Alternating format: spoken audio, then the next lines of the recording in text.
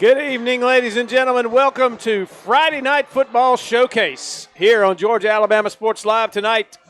We're at T.C. Britton Field, Panther Stadium in Smiths Station as the Panthers are enjoying a homecoming week, the culmination of a homecoming week, and they are hosting JAG out of Montgomery. I'm Mike Peacock alongside one of the newest members of our Georgia Alabama Sports Live family, Ricky Rogers, making his debut tonight as a color analyst. Ricky, welcome to Georgia Alabama Sports Live, and looking forward to this one tonight as Smiths Station and JAG both come in with only one win on the season, but one of them is going to leave with 2 wins tonight. That's right, Mike, and I'm thrilled to be here alongside you, a legend in the local sports scene. Thank you so much for having me tonight, and I'm looking forward to a great game. See which one of these teams can fight it out to take home that W. JAG, for those of you who are wondering who JAG is, and you remember anything about Montgomery schools, it is the former Jeff Davis High School.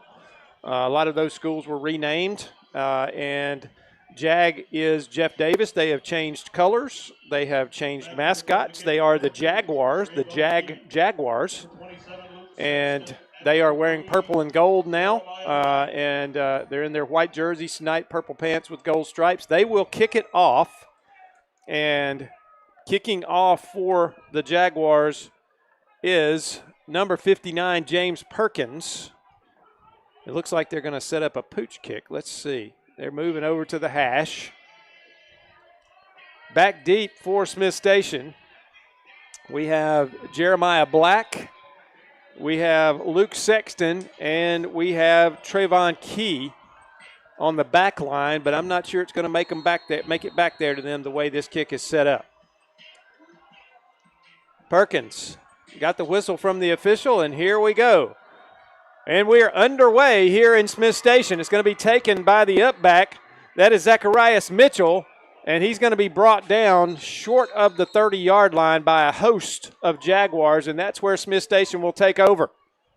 Quarterback Cohen Thomas will lead them out. We've said this many times this year as we've covered Smiths Station. They are a wing T offense, and they are run heavy. They will try to control the football and control the line of scrimmage with the run game. It'll be interesting to see how these two teams work out tonight. JAG has got a really big defensive line. Smiths has got some big boys on their O-line, so I'm always interested in the battle of the trenches. Thomas under center, the shift to the double wing in motion. Trayvon Key's going to get the carry. He's got a big hole, and he's going to get about 6 yards off the left side. Closing quick was the linebackers on the tackle for JAG was Jean-Corey Posey. And he is playing. He's wearing a different number than I had on my roster. And now we've got a stoppage. Let's see what's going on here. The white hat is coming over toward the sideline. I think we've got a problem with the chains. Mike, it's good to see field judge Dana Barker, legendary PA announcer and meteorologist in the Columbus market. Yep, not only is he a certified meteorologist, but he's also a pretty doggone good referee. And he's a PA announcer for, is it the River Dragons? The Columbus River Dragons hockey team. Yes, yep, sir, he is. River Dragons hockey team. You see him on morning TV a lot. And they're getting the chain repaired down here as we've got a stoppage going on. And, folks, this first period of play tonight brought to you by Carroll Purdue State Farm in Phoenix City. Make sure for all your insurance needs, life, home, auto, go by and see Carol and all the great people she has working for her. She has an office full of just outstanding folks, and I know this firsthand because I visit them quite often in my real job. Thomas under center, 2nd down and 5 for the Panthers. Motion, they give up the middle, and that is Sexton, and he breaks a tackle. He's going to cross midfield, and he's into JAG territory at the 45-yard line. Ricky, about a 20-yard gain right there for Sexton, and they weren't sure who had the ball there for a moment. I wasn't sure who had the ball, Mike. I got fooled on that one as well. It's good to see Sexton get that shoulder dropped and just push through. 20-yard gain. They're up at the Jag 45-yard line. We're under 11 minutes here in this first period. The shift. Sexton going to give. Now, Trayvon Key, he's around the right side. He's got some running room. He's still loose on the sideline. He's going to step out of bounds right at the 20-yard line, maybe just a little bit short of the 20-yard line. Let's see. They're going to mark him really, it looks like, right on the 20-yard stripe. So another big game for Smiths Station. Trayvon Key takes that one for 25 yards down to the 20, and they're at the edge of the red zone, Ricky. Mike, you told me in preparing for this game today that to watch out for number 2, Key, that he could bust one if he got an opportunity. Shift again. Man in motion. They're going to give it up the middle to Sexton. He's into the secondary. He gets down, and he's going to be pulled down, and that's going to be a horse collar. He never, Ricky, Sexton doesn't think he went all the way down, and he jumped up and ran on into the end zone. But let's see what they're going to say here. Did they call that a touchdown? I don't think they did. I think they're going to mark him down, but they're going to get a half the distance penalty for a horse collar. That's a great opening drive for Smiths Station, and I don't know that I saw his knee go to the ground. Well, it looked like his back was on the tackler as he pulled him down by the back of his jersey, and it looked like his feet stayed up. Let's see, looking at the replay here, I don't think he was down. I believe he did what you see a lot of college guys and pro guys do. They just kind of and it is a touchdown. They have changed the call to touchdown. So Luke Sexton, a 20-yard run on the fullback trap, has put Smiths Station on the board, and it took them a minute and a half, Ricky, to score in this game. Tremendous start for Smiths Station. Let's hope that they can keep this energy, this good mojo going. Line it up now for the extra point attempt. Ethan Monka, and that kick is good. So, at 10:30 left in this first period, this Carroll Purdue State Farm Insurance first period, it's Smiths Station 7, Jag nothing. We'll be back in a moment on Georgia Alabama Sports Live. Are you looking for a powerful new Chevrolet or GMC truck and a great deal? Check them out side by side at Glenn Smith in Opelika. Take your choice of new Chevrolet and GMC 1500 trucks discounted up to $12,000 off. Chevy and GMC heavy-duty trucks discounted up to $7,000 off. People from all over the USA save at Glenn Smith Chevrolet GMC in Opelika, Alabama. Get ready to smile. I'm always on the go. But with the Kinetic Credit Union app, Kinetic is always with me. The Kinetic mobile app is virtual banking at its best. With the Kinetic mobile app, I can easily send and receive money, make a deposit, pay some bills, and I can even open up a new account, all from my phone. And I can monitor all my accounts in one place, all on the go. The Kinetic mobile app, energized banking at its best. Kinetic Credit Union, the energy for your dreams.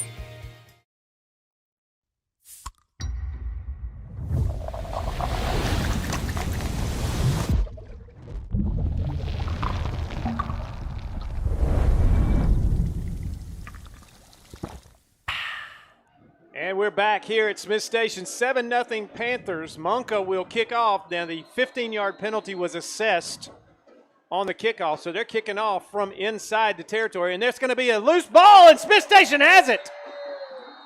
Excellent job. Trick play there, and Monka approached the kick like he was going to boom it, and then at the last second he changed, kicked a little line drive squibber, and the front line for Jag was completely fooled. It went by one player, and Smiths Station recovers, and they're right back on offense in business at the 33-yard line of Jag. That was an excellent job by Smiths Station's special teams. They caught Jag completely off guard, lined up like it was going to be a deep kick, and they took advantage of the good field position off that penalty. And Ricky, that's smart coaching too, because they kicked off from plus territory, and they knew if they didn't recover it, they're still in a good position as far as field position for Jag.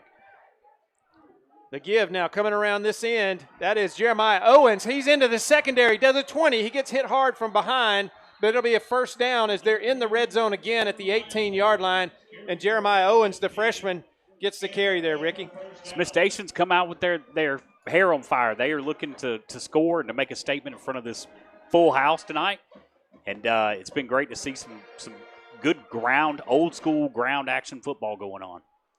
Offensive line doing a good job in the trenches. They are controlling the line of scrimmage, and they are opening some holes in this Jag defense. Cohen Thomas leads them to the line of scrimmage. They will shift, and that's going to be offside. One of the defensive linemen on the shift jumped across into the neutral zone, and that'll be 5 yards and a free 5 yards for Smiths Station.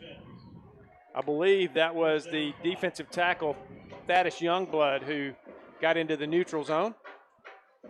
And how many, as I say every week, and Tyler knows this, how many coaches on the Jag sideline said, watch the football right there? So it's 1st and 5 now for the Panthers inside the 15-yard line at the 13. Give. Trayvon Key around the end. He's going to get inside the 5. That'll be a first down for Smiths Station. It'll be 1st and goal as he's probably, I believe they're going to mark it. We're going to put him right on the 5-yard line. If Cohen Thomas has one claim to fame, I'm going to go ahead and say he can pull that fake off. He runs his fakes very well. Yes, he does. And that is a mark of a good wing T quarterback when the defense is just not quite sure where the ball's coming from. That's right. The shift now. Sexton is alone back in the backfield. He's going to get the carry up the middle. He's in. Touchdown, Smiths Station. Luke Sexton with his second touchdown of the night. This one from 5 yards out. And it's 13-0 Panthers. And Smiths Station is, Jag is going to put up a fight. They've got big, strong guys on the defensive line. Smiths Station is doing a great job of finding a lane, finding a hole, and hitting it as hard as they possibly can. And I want to say that onside kick and Munka's kick is up and good. That onside kick's going to be a big candidate for our Houlihan's play of the week coming up, or Houlihan's highlight of the week coming up. We're going to take a break right now. It's 14-0 Smiths Station. We'll be back to TC Britton Field in just a moment. Imagine a life-changing injury. Imagine the fear and unknown. The Houston Clinic Sports Medicine Team, the only physicians in the area with advanced certification in orthopedic sports medicine, treats sports injuries with innovative techniques. The Houston Clinic has helped nearly 1 million athletes live without pain. Imagine getting back in the game. Imagine the best game of your life. The Houston Clinic Sports Medicine Team.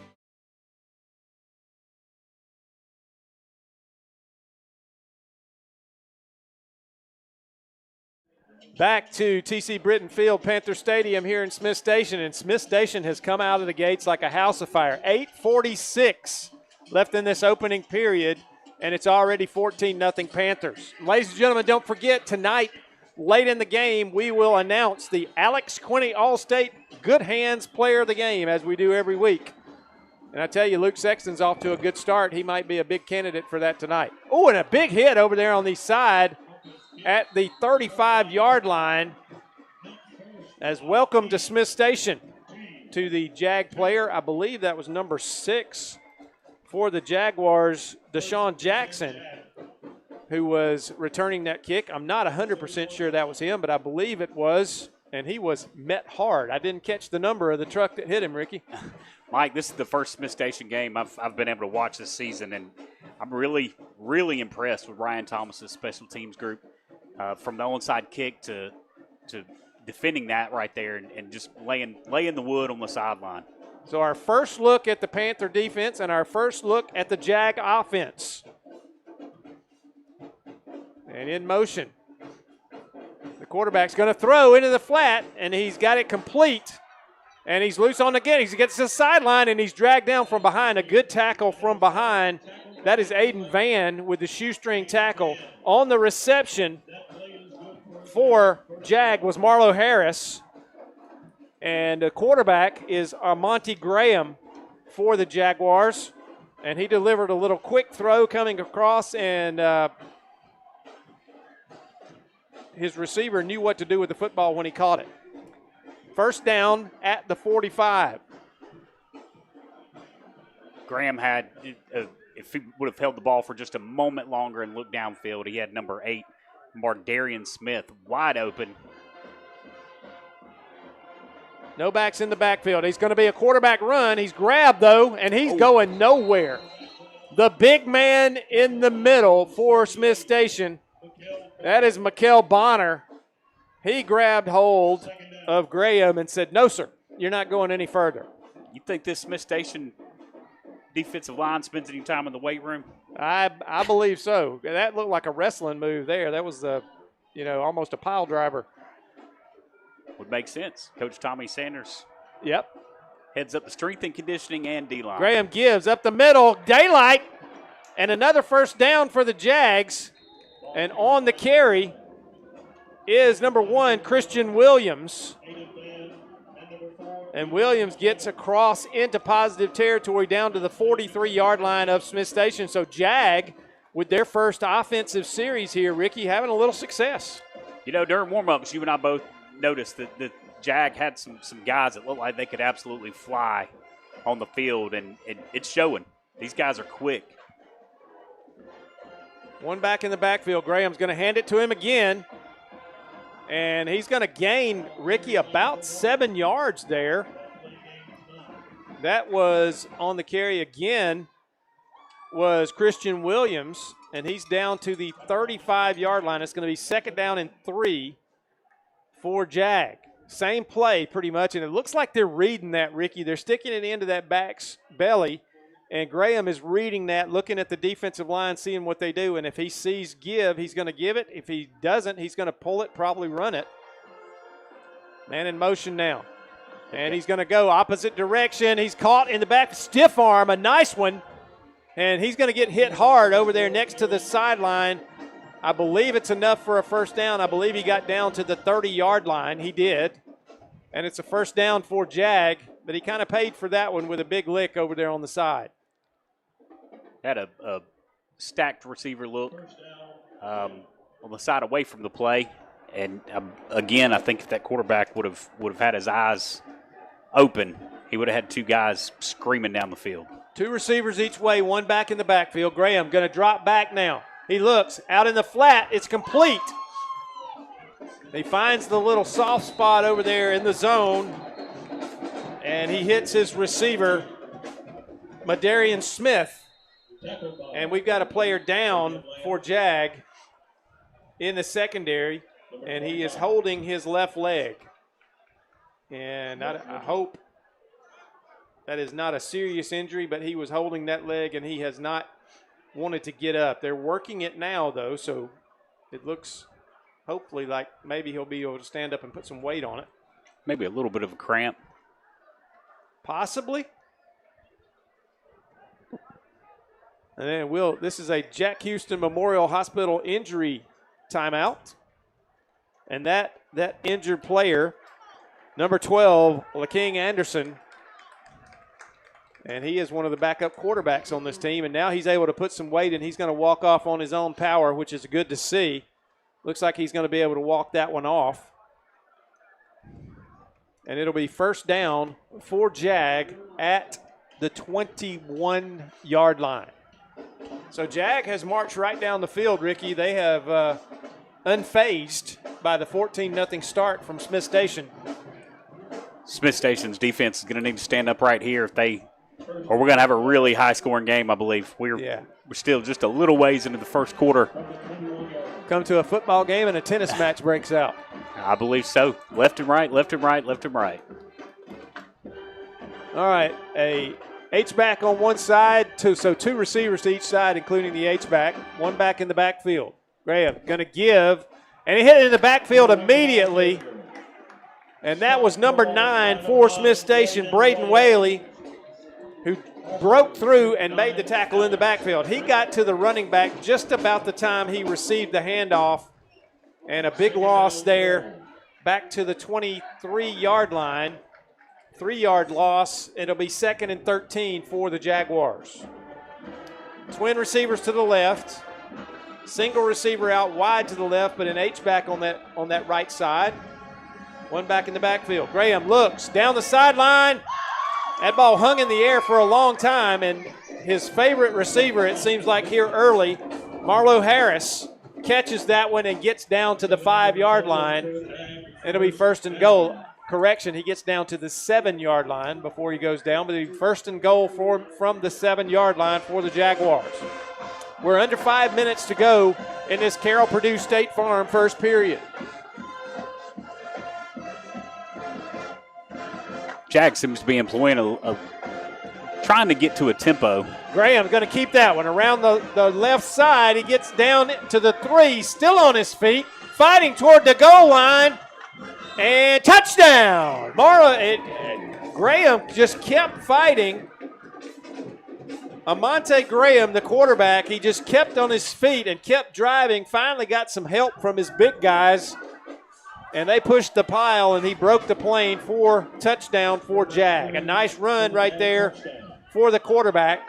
Quarterback run all the way, and they're in for the score. And it looks like they will go for 2 here. Jag is showcasing some of the speed on their team. They're really moving the ball quickly. And you're right, the quarterback seems to connect well with at least one of his receivers. A bunch set over here with 3 receivers. Now, Graham's going to keep it. There's a flag. It's going to be a hold. So this is going to come back. 2 flags, actually. 4 minutes, 29 seconds remaining in the first quarter. And that will nullify that 2-point conversion. Smiths Station 14. Had an opportunity to correspond with the new head coach for Jag. It was one of the things that he says that he really wants to work on going into this offseason is discipline as a team and getting better on those things, those penalties that erase points from the board. Yeah, we talked a lot last week and the week before. We're really just about every game we've had here lately, pre-snap penalties and holding penalties when you've got a good drive going are just killers. And if you want to know about pre-snap penalties, just ask Hugh Freeze in Auburn how costly those are, because they have had a ton of them this year, and they will tell you in a heartbeat that that's a big problem. So the 2-point conversion now will come from about the 12, 13-yard line. Graham drops back. He looks. He's looking. Now he's gonna run.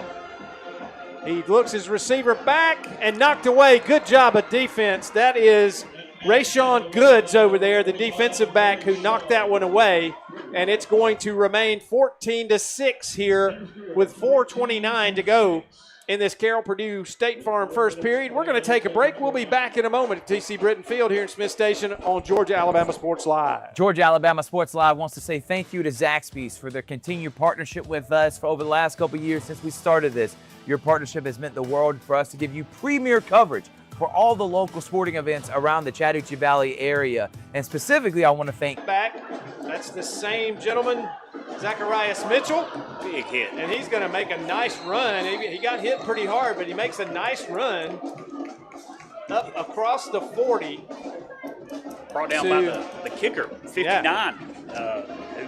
He is a linebacker, listed as a linebacker. But the 42-yard line is where Smiths Station will start back on offense. They scored on their first 2 possessions. And we'll see what happens here as Cohen Thomas leads his team back out. Panthers in all black tonight, their usual home attire. The shift now. Motion. Owen's going to get the carry around right end. He's going to be tripped up for a loss. And a great job right there from Jags' Timothy Miles. He wears number 0. And he came in from his linebacker spot and made a big play there for a loss back to the 38-yard line. So a loss of 4. Not too many negative plays tonight for Smiths Station. Maybe the first one there that I can remember. Thomas under center. The give up the middle. And that play has been great for them tonight. And that, once again, that is Luke Sexton. And he is all the way to the JAG 43-yard line. So that is, let's see, 13 plus 8, 21 yards, I think, that time. If I do my math correctly. I am talking to myself, talking it out loud instead of figuring it in my head. But I'm old, so forgive me. Man, Luke Sexton is just having a phenomenal game so far. We're still just in the first quarter. That little inside trap play has been good to them all night long.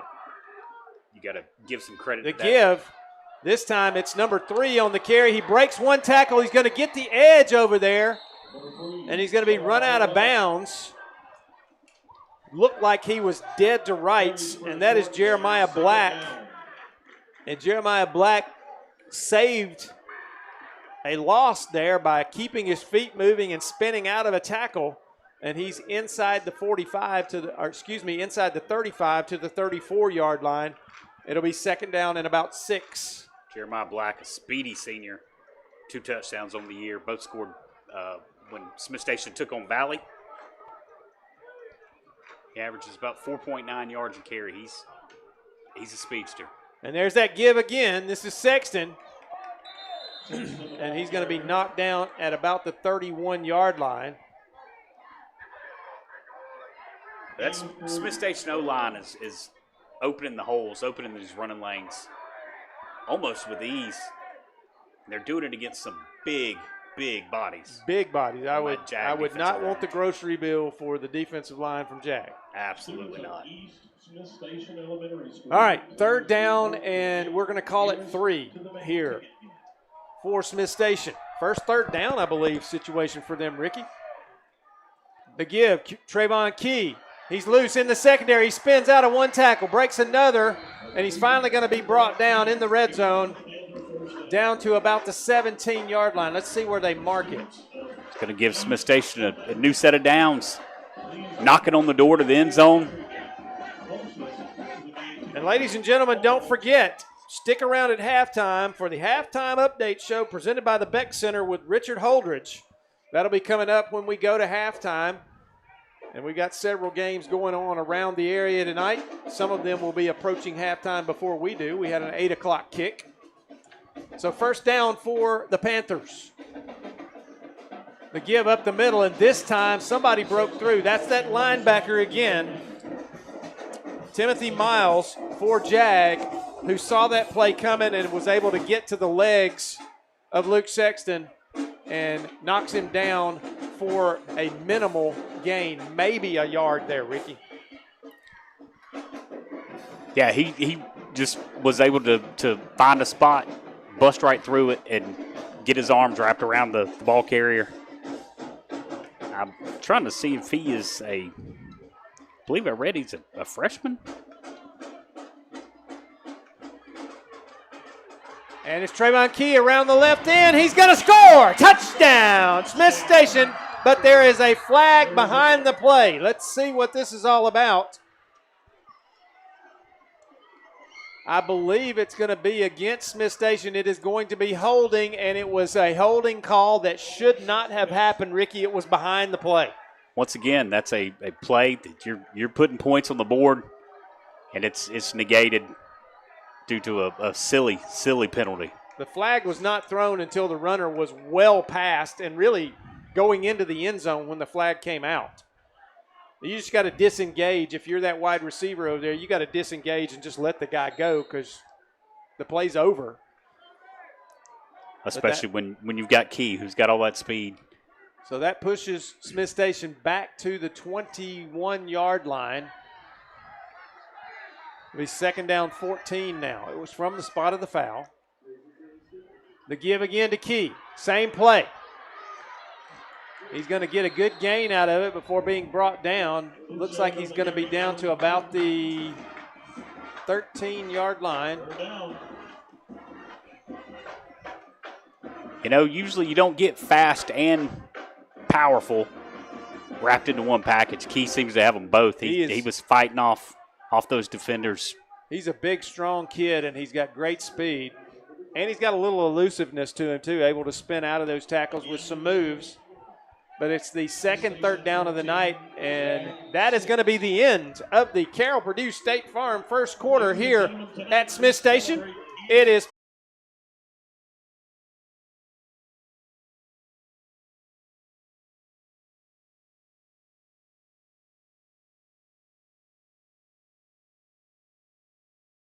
Cohen Thomas going to roll around. He's looking for receivers. Got a guy and cannot hit him.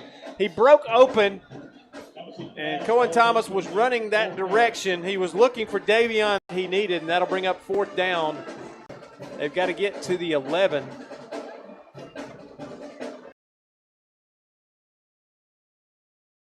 Fourth and 6 here.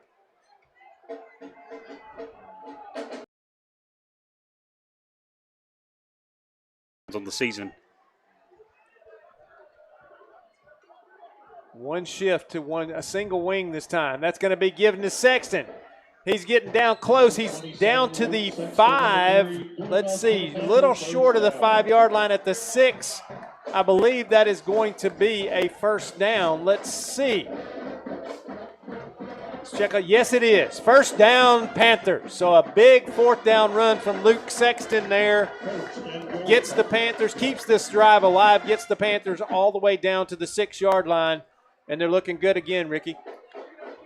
Mike, you think Sexton knows a little bit about football? I think he does. He's got a nose for it, that's for sure. He's the fullback.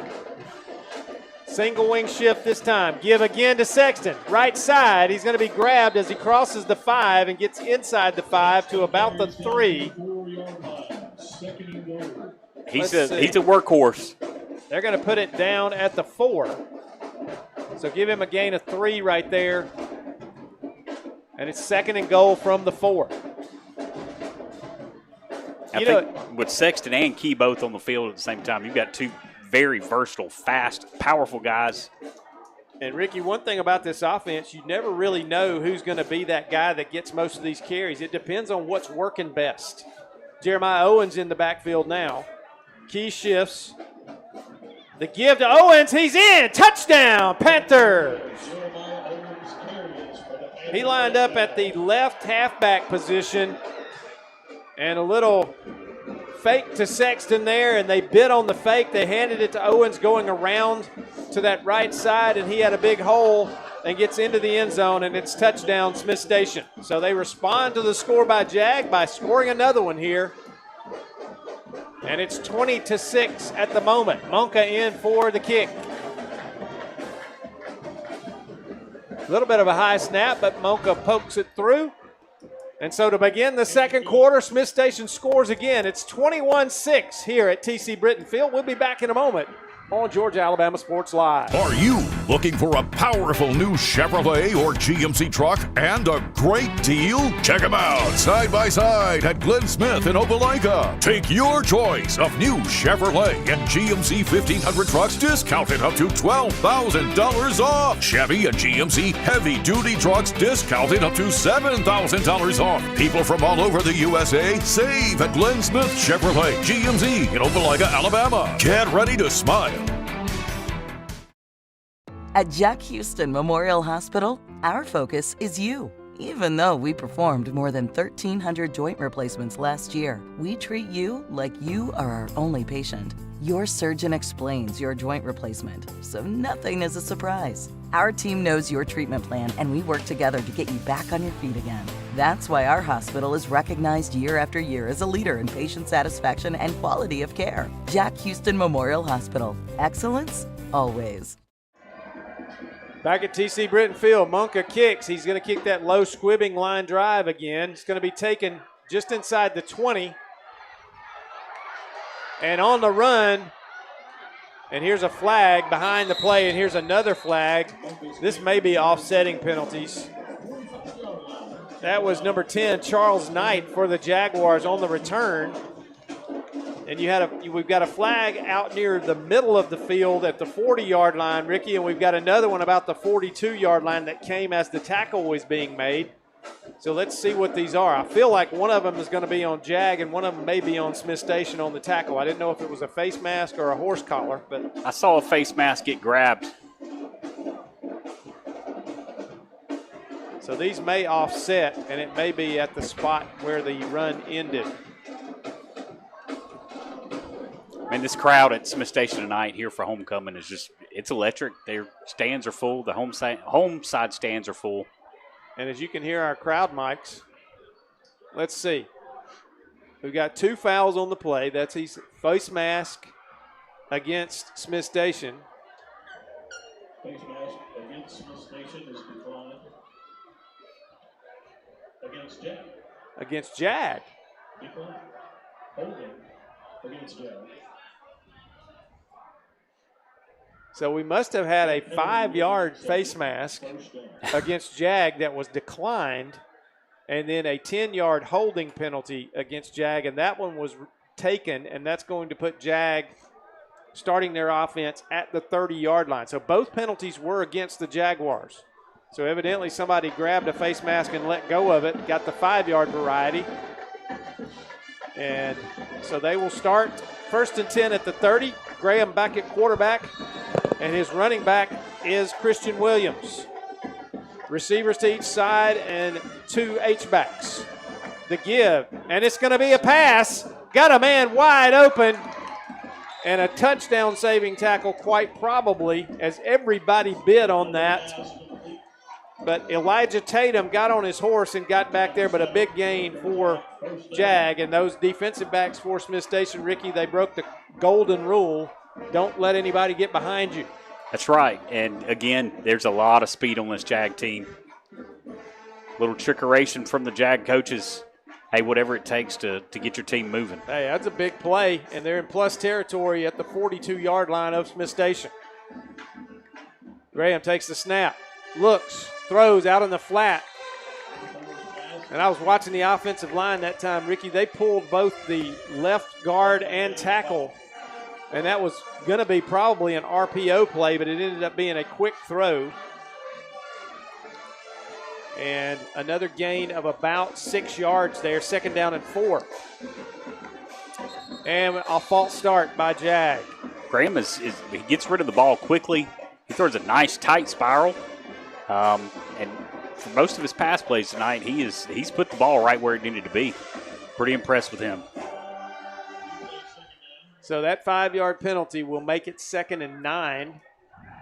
And it's back at the 41 of Smiths Station. Another one of those pre-snap penalties that will give coaches gray hair and ulcers. Not going to be fun watching film of this first half.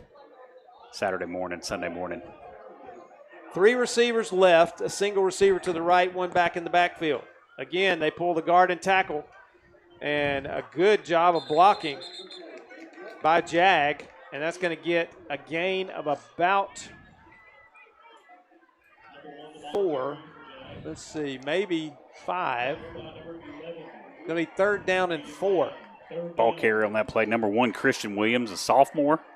He's listed on their roster as a linebacker. Pulling double duty tonight, it looks like.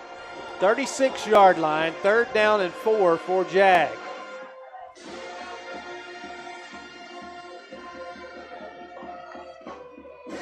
And a keeper, Graham, trying to get around the end. He does. He's going to be met, and I believe he got just enough. It looks like he got just enough for the 1st down, basically to the 30-yard line. So 1st down for the Jaguars, and they keep their drive going. The Jag O-line is holding up just long enough to spring their guys free, and 4's got some speed on him, so he's able to take advantage of that. 8:29 to go here in this 2nd period, and the officials have blown this one. They're going to discuss something here.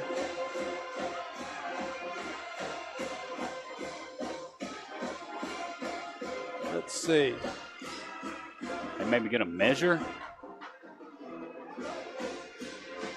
They may be having a clock issue. I'm not 100% sure. They were pointing down toward the homecoming court down there, but I don't think it had anything to do with them. Homecoming is a great tradition at just about every high school. Smiths Station seems to do it better than many. This place is packed. The young ladies in their dresses, their fathers, and maybe some brothers, and uncles, cousins out there to escort them across the field at halftime. Nothing like high school homecoming. So now it looks like we're about ready to start play now. They've got it, whatever it was, sorted out. And the clock rolls. Graham takes the snap. He's looking to throw. He's got a man and just can't deliver. His receiver, as he was trying to make his break, slipped down, and that ball was short and incomplete. That's the turf monster. Sneak it up and grabbing him right by his ankles. That was intended for Merdarian Smith, senior wide receiver for the Jaguars. And it is 2nd and 10 now from the 31. Smith has sprung free a couple of times tonight and been wide open.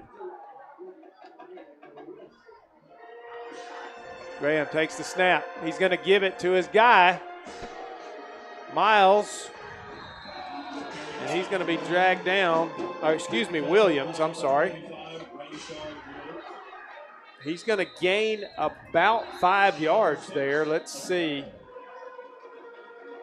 And there's a player down over there, and that is Williams, the running back, who's slow getting up over there. He's up to his feet now, and he's going to sort of limp off. He fell at the right place, right by Smiths Station's trainer, probably from the Houston Clinic.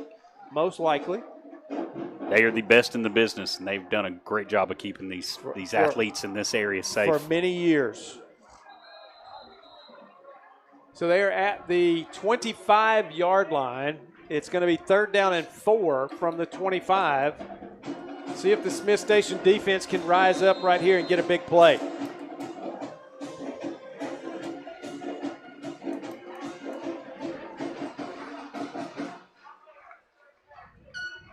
The fake. Graham looks, quick throw. Wide open. Wide open. He was wide open, and that is Jaden Williams, Jr., tight end. 14, yep. The tight end just sneaked out there and was wide open and gets the first down on a little quick throw. He's a big tight end.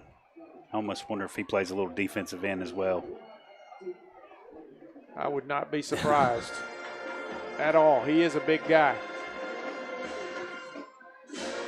Twin receivers to the left, single receiver to the right. The give. Oh, and there's that man again, the big man, Mikael Bonner. And again, he makes a WWF tackle in the backfield. Only, I believe the grass don't give as much as the mat does in WWE.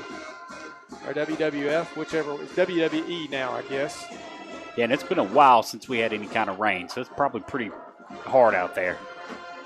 So at the 20-yard line, 2nd down 12. That was a 2-yard loss, so a tackle for loss for Bonner. The give again, and he's met, and I believe that was Bonner once more that stood him up. Got some help from his friends, and it looks like also in on that one was Juan Martinez, the junior defensive lineman. And a gain of about 6 inches on that play. Every inch on the football field is tough to come by. To get 6 of them, I guess you'd have to consider yourself blessed. So 3rd down and about 12 for Jag. And there's a false start. Oh, the right tackle got a way early start there. And it was going to be a pass play because he was in pass blocking technique there. Stop me if you've heard this before. Pre-snap penalty. Pre-snap penalty.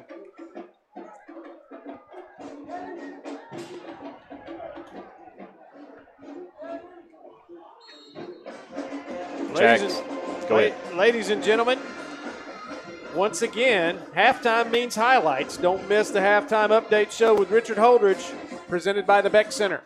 The snap, Graham looking downfield. He's going to run now. He stays, finds Almost finds his tight end. But a good job, I believe that was Davion Lamb, Ricky, that came over and almost got his hands on the football, but went right over the head of the tight end. Once again, that was Jaden Williams, and that's going to bring up 4th down for the Jaguars. And let's see. They're trying to get a play in. They have not reset the play clock yet. It's still at 0. So are they having trouble with the play clocks? Maybe that may have been the reason for the stoppage a little bit ago. Graham looks, throws toward the end, getting the intercept. And it's dropped, but it's still going to be Smiths Station football. And boy, Davion Lamb did everything but catch that one, Ricky. That play is going to haunt him for at least the next few hours. There is a flag on the play. We'll hold it here for just a second. That's going to be a holding penalty against Jag. It's going to be declined, so it will be Smiths Station football. We'll take a timeout. We'll be back to TC Britton Field in a moment on Georgia Alabama Sports Live.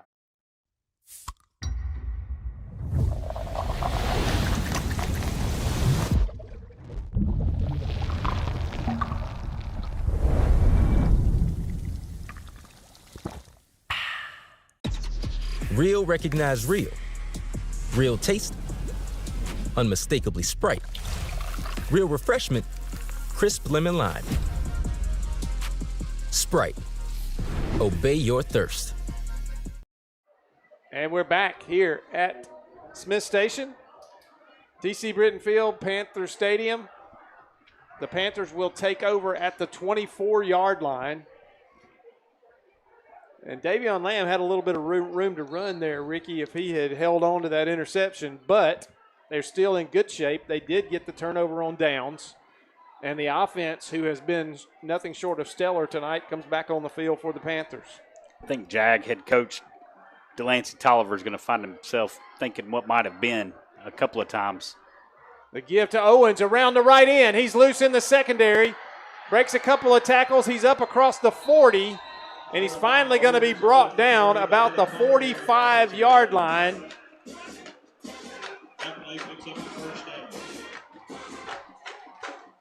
So a 21-yard gain for Jeremiah Owens. And Smiths Station, another big play. And don't forget, that could be another candidate, ladies and gentlemen, for the Houlihan's highlight of the week this week. And Smiths Station's had several plays that could be candidates tonight. Sexton the lone back now. And he gets the give up the middle. He's in the open again. He stumbles just a little bit. I believe the 50-yard line got a hold of his toes, Ricky. But he falls forward and gets the first down anyway. Yeah, the Turf Monster is not wearing black and white tonight. He doesn't discriminate. It's going to be either team. It's going to grab him. Well, he went across the 50-yard line and tripped about the 50 and stumbled forward and kept going and got 6 more yards to the 44 of Jag, and it's 1st and 10 for the Panthers. But you see, every time Sexton gets the ball, he's just a hair away from breaking free and finding pay dirt again. The shift to the double wing. Man in motion is to give again to Sexton. He breaks a tackle at the line of scrimmage. He spins out of another one, and he's going to gain about 6 or 7 yards there, Ricky. What a nice run again for Luke Sexton. Absolutely. He's come into this season, if the stats I have are right, he had not scored a touchdown. Tonight he's got 2. We're going to call it 2nd and 4, and the whistles. Do we have a timeout? Oh, we have something on. We have another football on the field down there. Not sure where that one came from. But it squirted out onto the field.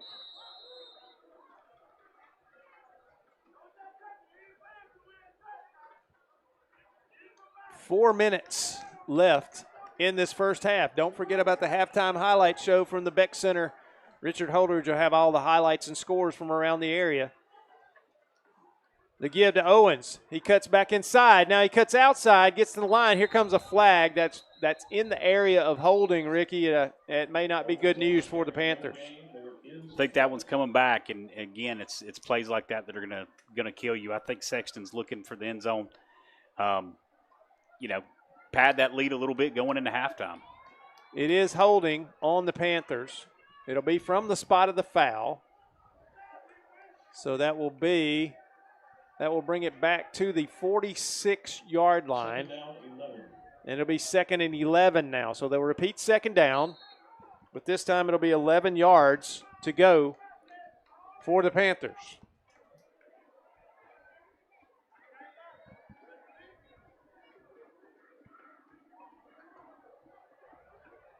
Single receiver to the left.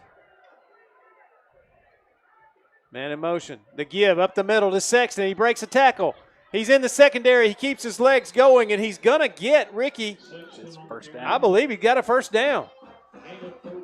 Down to the 32-yard line.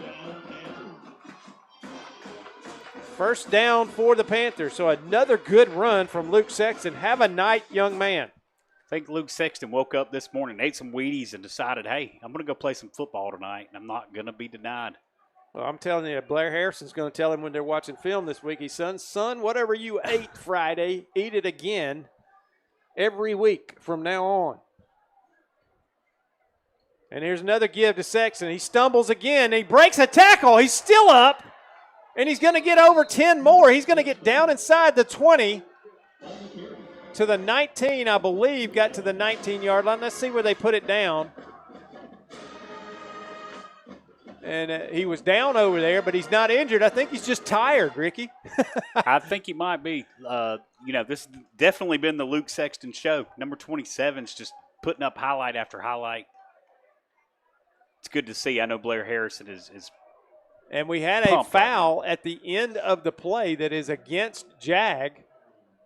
So a dead ball foul that's going to tack on more, and they're inside the 10-yard line. The nose of the football is on the 10, but the majority of the football is toward the 9. We're going to call it the 9. Again, that's a killer. First and goal. Death by 1,000 cuts. Yeah, absolutely. So now in at fullback for the Panthers is Maverick McKinney. And the give is going to be to Trayvon Key. He's down inside the 5 to the 3-yard line. He cut inside quickly. And a good tackle by Jag. I didn't see who made that stop, but they're actually going to mark him at the 4.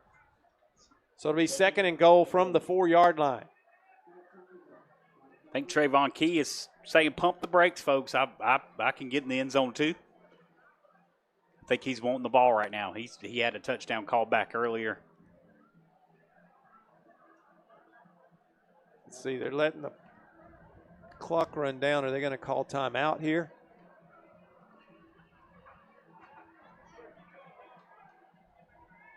And that was the problem earlier, Ricky. And now that I look at the play clocks, they are not working. And we had that stoppage a little bit earlier. So Blair Harrison runs it down, calls a timeout, and we'll take it with him.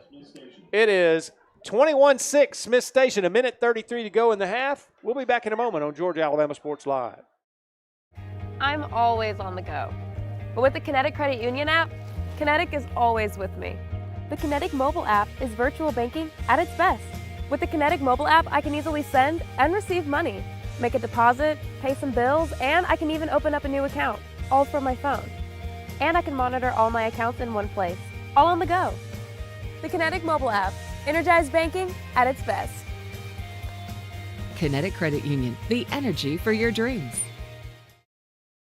Hello, everybody. This is DJ Jones with the Sports Visions Morning Show for the best in local, regional, and national sports news.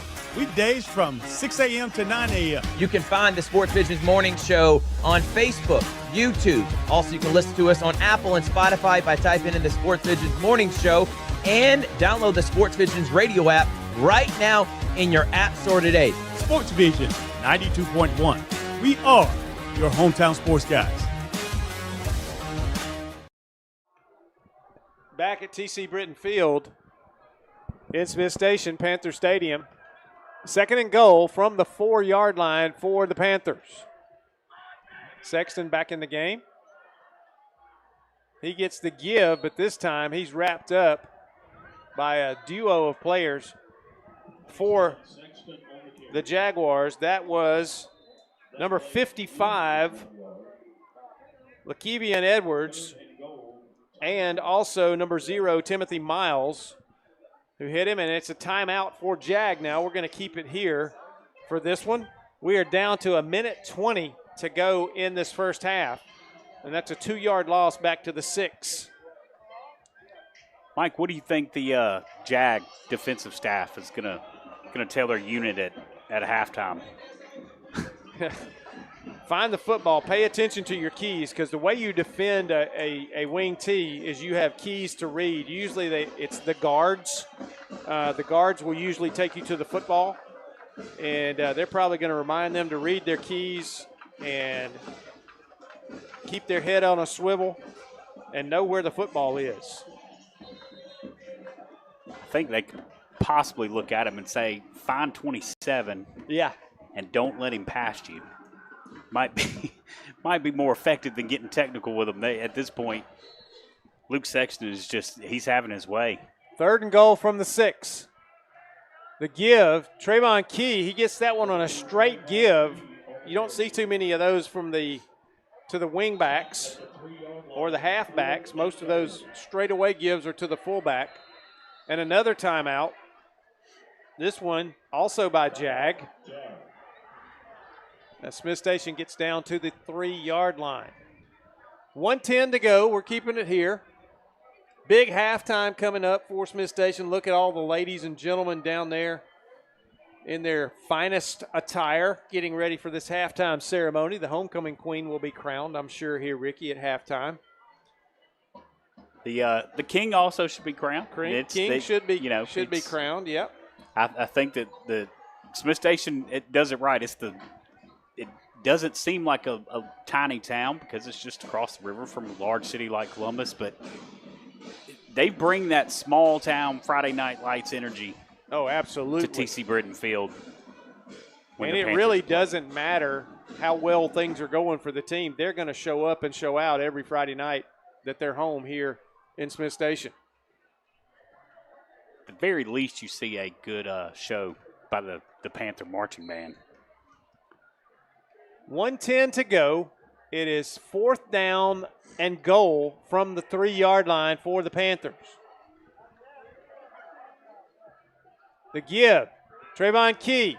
He's grabbed, and he is not going to get there, as a great job that time from the Jag defense. The first guy to make contact and blow that play up was Jamarian Wins, number 20, outside linebacker for Jag. And so a big play for the Jaguars here late in the half as they get a stop for the first time tonight on this Smiths Station offense. Ricky, that is the first drive, I believe, for Smiths Station that did not end up in a touchdown. You're right. Yeah, they came close. 1:03 to go. Graham, a little bit of a low snap. He looks, got a guy. It's complete. And he's going to be brought down inside the 15-yard line. Got a little breathing room now anyway. They're going to mark it at the 15-yard line. They're going to give him forward progress to the 15. Thinking the Jag coaching staff is probably wishing they would have held one of those timeouts in their pocket. 45 seconds. Ball snapped. Graham looks. Gets a rush. Being chased. He's going to get it downfield. And was it complete? No. He was on the sideline. The official over there says he did not get a foot down in bounds, and it's incomplete. That stops the clock with 35.9 seconds. It'll be 2nd down and 10. I'm pretty impressed with Graham, the quarterback for Jag. He's been slinging it. I think he's putting the ball in a good spot for most of his receivers. He has the ability to, Ricky, to buy himself some time with his feet. 3 receivers now to the right side, single receiver to the left. That's going to be a running play, and it's going to be given. And daylight, but not that much. That's Christian Williams, and he's going to cross the 30 to the 31-yard line. 27 seconds. Clock stops till the chains get spotted, and they'll start it. The snap, the fake. Graham's going to roll. Now he's going to drop back. He's going to throw it over here in the flat. It's complete, and a good tackle. Pass complete. Number 8, Aiden Van on the tackle. Aiden Van on the tackle, and that was Mardarian Smith with the reception. And we're down to 13.2, and is that the last timeout? That is for JAG. So they're up to the 31-yard line. It's going to be 2nd down and 9, and they've got maybe time, Ricky, for 2 plays, possibly 3 if they can get out of bounds really quickly. Aiden Van, the leading tackler for Smiths Station, coming into this game with 8 tackles on the season. Makes a stop there. That's huge. Causes JAG to burn that last time out, and now Smiths Station still got JAG is still in field position that Smiths Station could possibly cause a turnover and find pay dirt. Smiths Station's done a good job so far. These guys playing deep, not letting anybody get behind them. Might want to watch out for a trick play here. So Graham drops back. He looks. He's going to keep it. He's going to buy himself some time. He's going to get it downfield, deliver it deep, and incomplete. And that's a pretty good job of defending right there by number 12 for the Panthers, Hunter Whaley. I've been trying to think of a comp for Graham, and he reminds me a lot of Falcons quarterback Michael Penix, build-wise. That big arm. Well, he bought himself some time right there and finally found somebody that looked like they were breaking open, but Whale did a good job. He went over the top of the receiver and did not get there early, which was key on that to not get a pass interference play. So 3.7 seconds. This will be the last play of the half. Let's see what they do here. They're going to try to air it out again. Graham gets away. Now he's going to keep it. He's got daylight down this sideline. Cuts back. He's still on his feet. Cuts to the middle of the field. And he's going to be brought down. Fumble picked up by Smiths Station. Going the other way. There it is. That's Trayvon. He stepped out of bounds. Yes, he did. He stepped out of bounds. That would have been a touchdown. But Trayvon Key steps out of bounds over here at the 20-yard line. Man.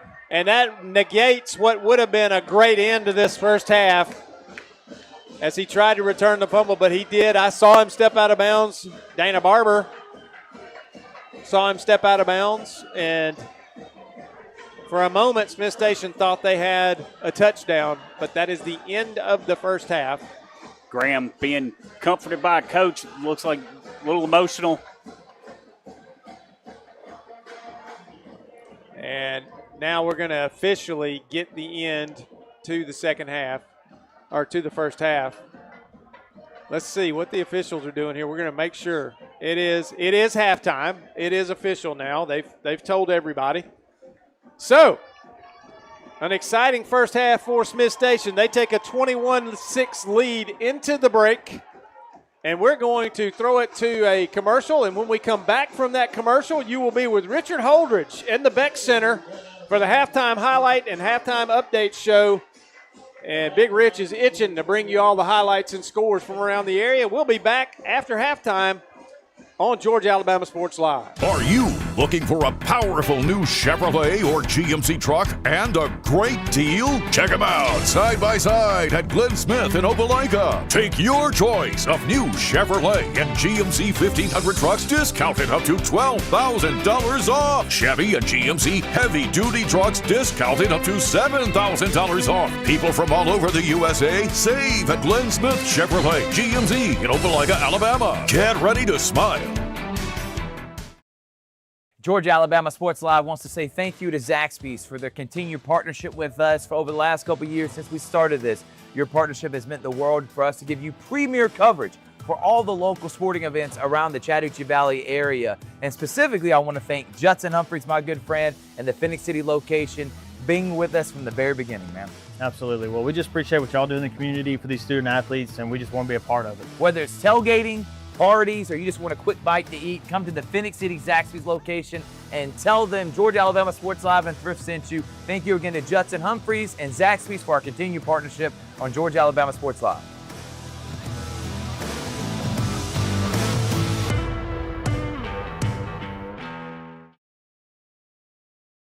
I'm always on the go. But with the Kinetic Credit Union app, Kinetic is always with me. The Kinetic mobile app is virtual banking at its best. With the Kinetic mobile app, I can easily send and receive money, make a deposit, pay some bills, and I can even open up a new account, all from my phone. And I can monitor all my accounts in one place, all on the go. The Kinetic mobile app, energized banking at its best. Kinetic Credit Union, the energy for your dreams. Georgia Alabama Sports Live wants to say thank you to Zaxby's for their continued partnership with us for over the last couple years since we started this. Your partnership has meant the world for us to give you premier coverage for all the local sporting events around the Chattahoochee Valley area. And specifically, I want to thank Judson Humphreys, my good friend, and the Phoenix City location, being with us from the very beginning, man.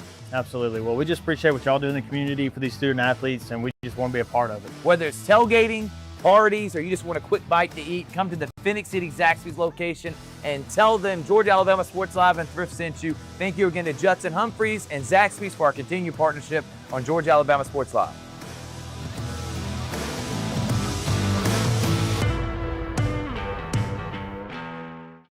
Imagine a life-changing injury.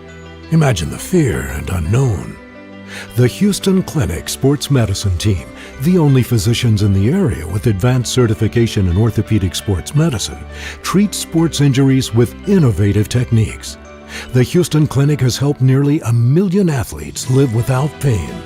Imagine getting back in the game. Imagine the best game of your life. The Houston Clinic Sports Medicine Team.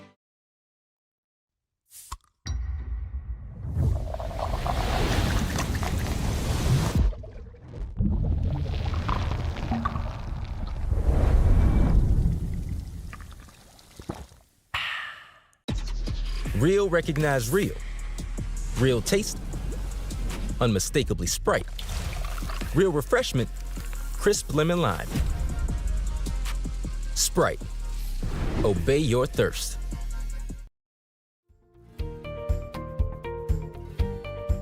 Whether you're building your business or finding your dream home, G2 Real Estate is with you every step of the way.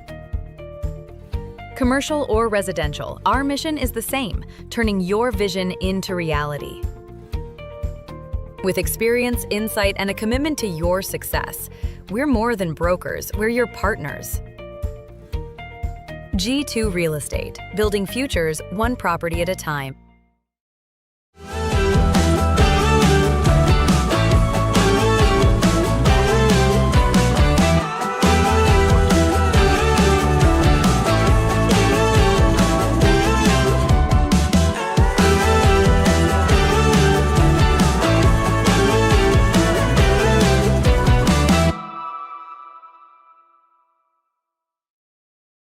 Hello, everybody. This is DJ Jones with the Sports Visions Morning Show for the best in local, regional, and national sports news.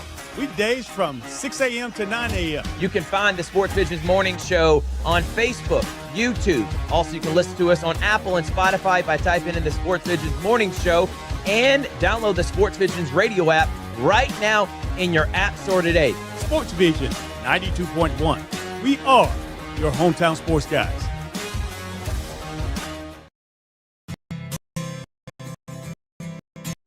Houlihan serves fresh, handcrafted dishes made just the way you like. Houlihan's delivers great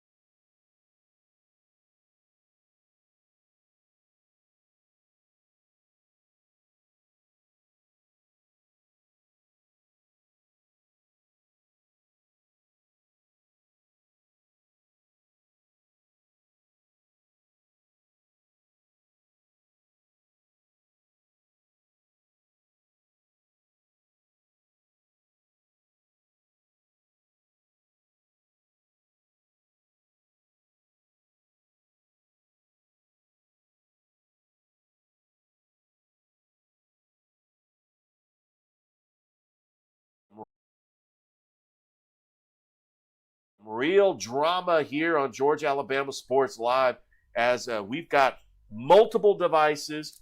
We've got text updates from athletic directors trying to get the most updated scores possible and also bringing in the energy. I want to thank Paxton Holloway, my producer, really for keeping me honest, kind of getting me some communication, when to go out of breaks, take a little bit of a break. And then I want to thank everybody that's been calling the games on part of Georgia Alabama Sports Live that's been sending the feed to us. Oh, man, and Harris County just threw an interception. It has been all Griffin in that game. Here's what we're going to do. We're going to go ahead, take another quick commercial break, and when we come back, we're going to have more of the Georgia Alabama Sports Live Halftime Update Show presented by the Beck Center. And we'll be right back after this.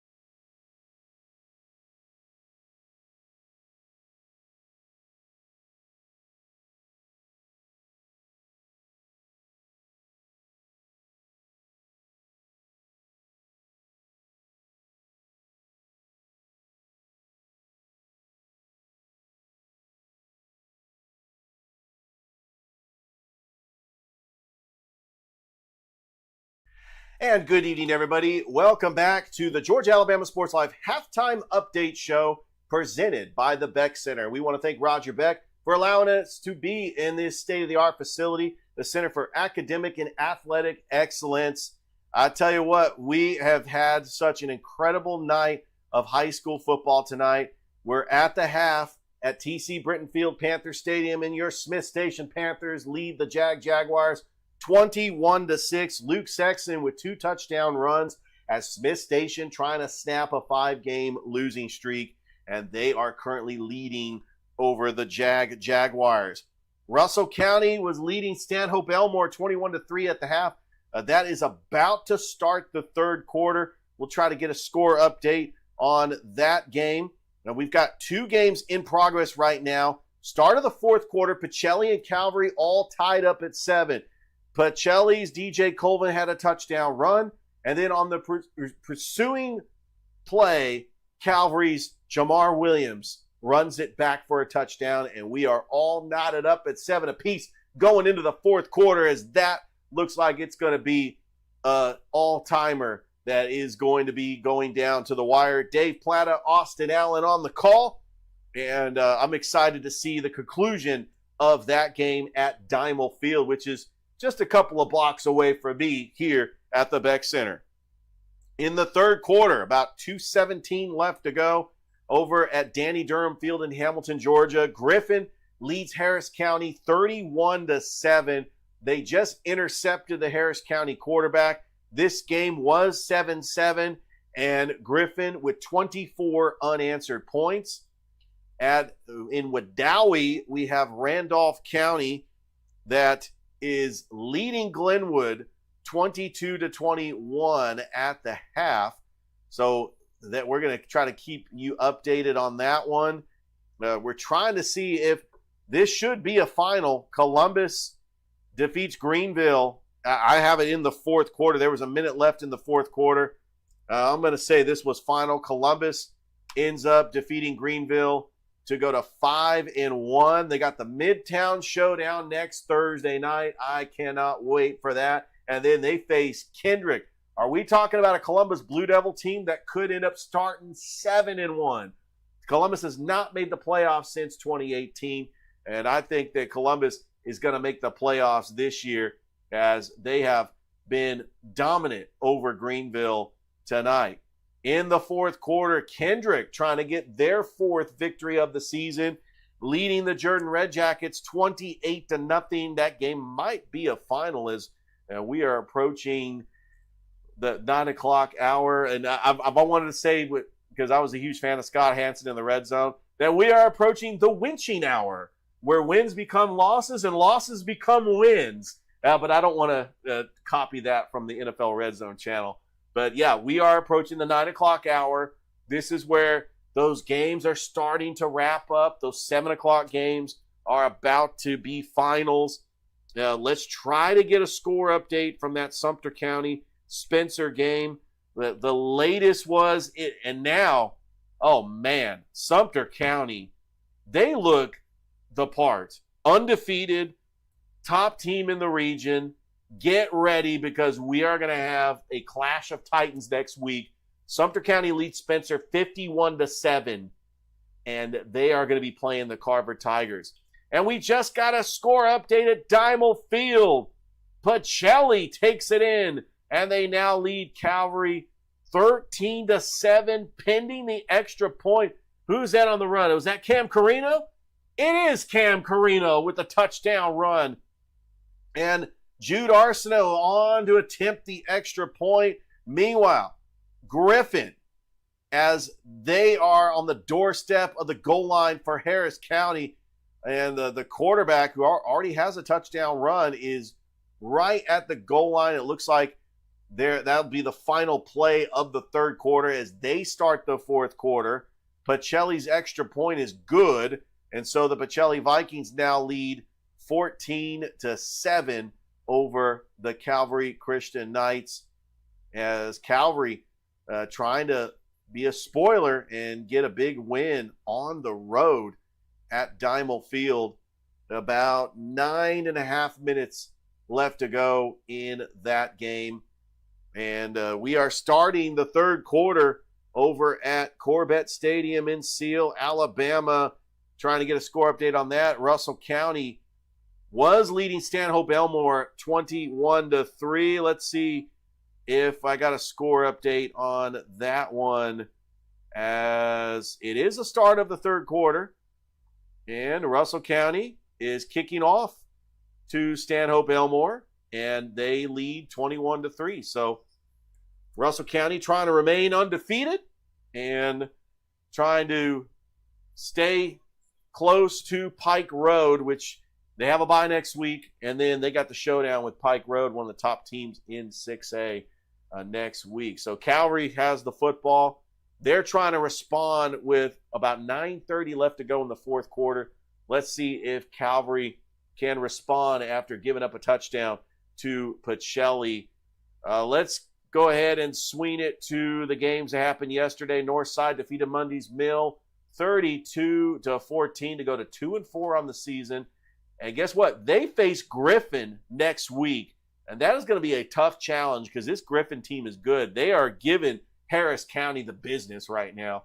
And Northside trying to get some momentum going into that game. They had a good showing against Mundy's Mill. Mundy's Mill really just shot themselves in the foot with having a first and goal, no timeouts, trying to go and clock it. And they came up with no points in that first half. As myself and Austin Allen was on the call at Kinnett Stadium.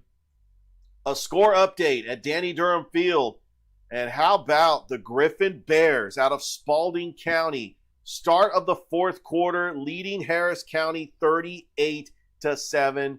31 unanswered points for the Griffin Bears. A much improved Griffin Bears team. And I'm telling you, look out for Griffin in this region. Looks like they're going to play spoiler. All right, Carver ended up beating Shaw last night at Otis Spencer Stadium, 47-0 to go to 7-0.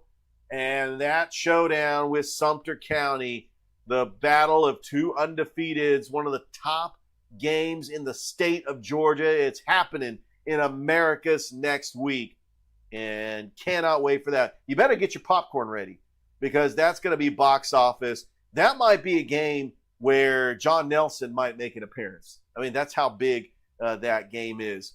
All right, let's go ahead and swing it around to Wedowee. Randolph County leading Glenwood 22-21 at the half. And we're going to try to get a score update. This might be a final, but Kendrick ends up defeating Jordan 28-0. I'm not sure if that's a final or not. That was actually in the fourth quarter. And we'll try to get a better score update on that game.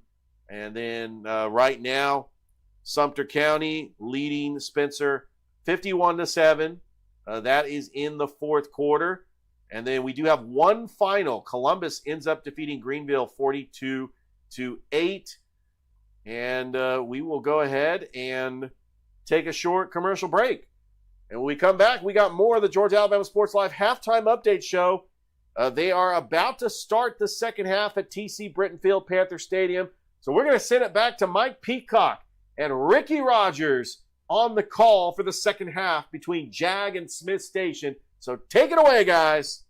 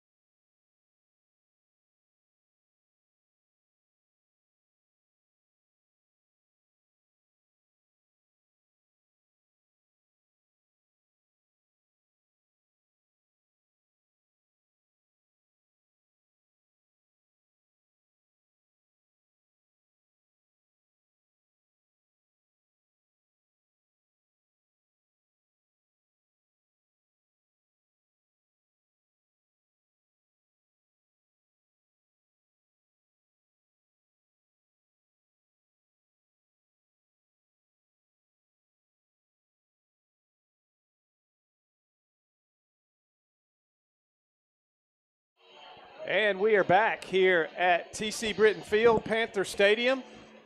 A nice ceremony at halftime. The homecoming queen was crowned. I know her name was Emma, Ricky, but I'm old and I forget last names, and I don't remember her last name. But boy, they all looked very pretty.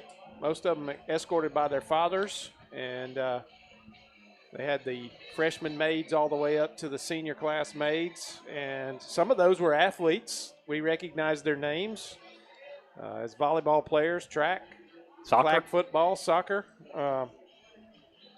They have named the homecoming queen. We're thinking that they're going to name the homecoming king at the dance, probably tomorrow night. Usually the homecoming, most of the time they move the dance to Saturday night. They used to have it back when I was growing up. It was after the football game on Friday night.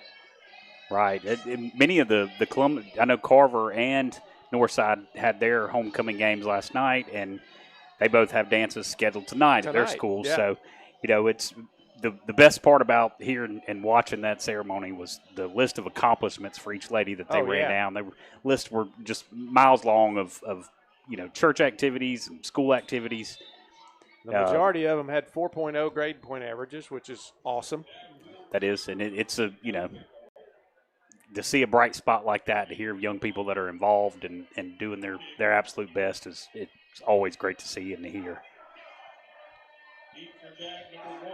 And I need to point out that JAG brought their band and dance team with them, and they put on an incredible halftime show. Did they not? That was outstanding. They were very entertaining. The Smiths Station crowd had a blast watching them, and they put on a show.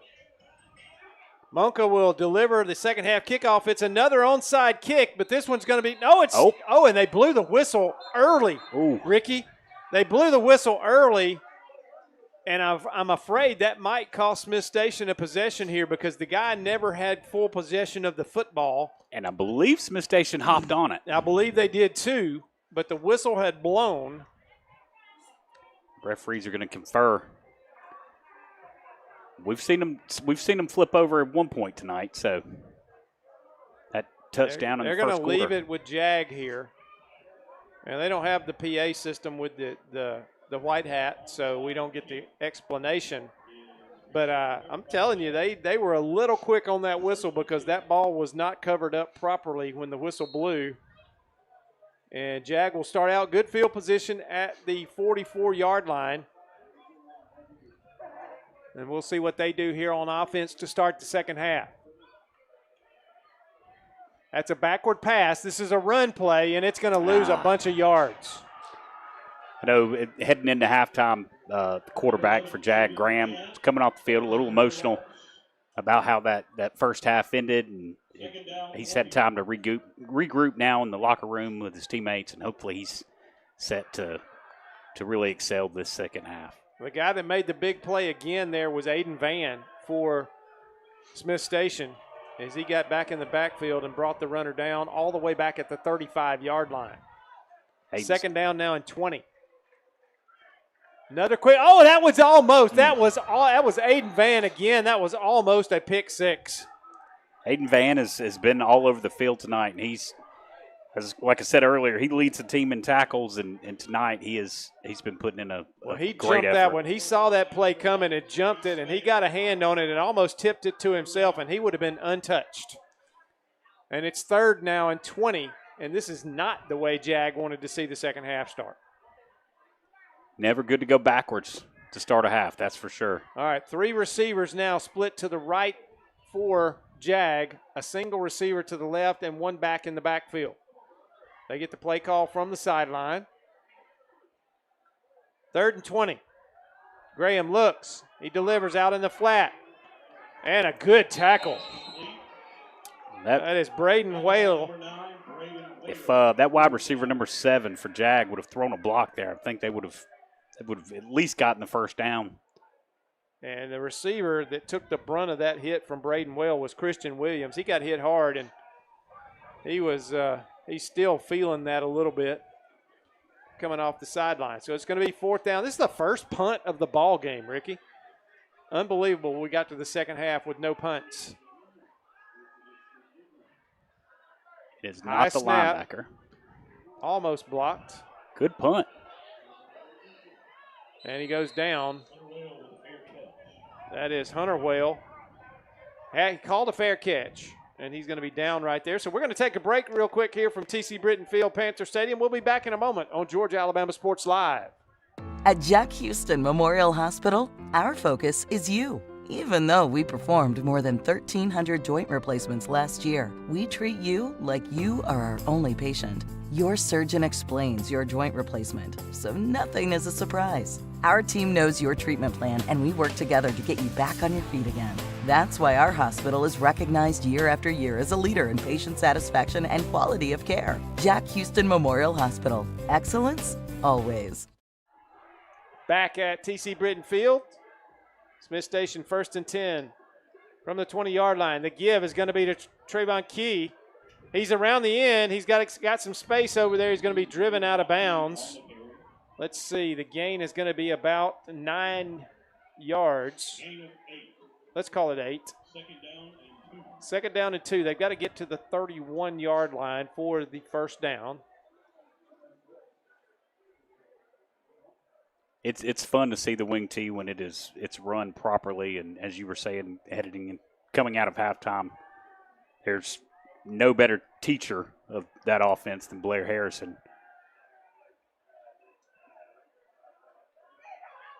They give up the middle.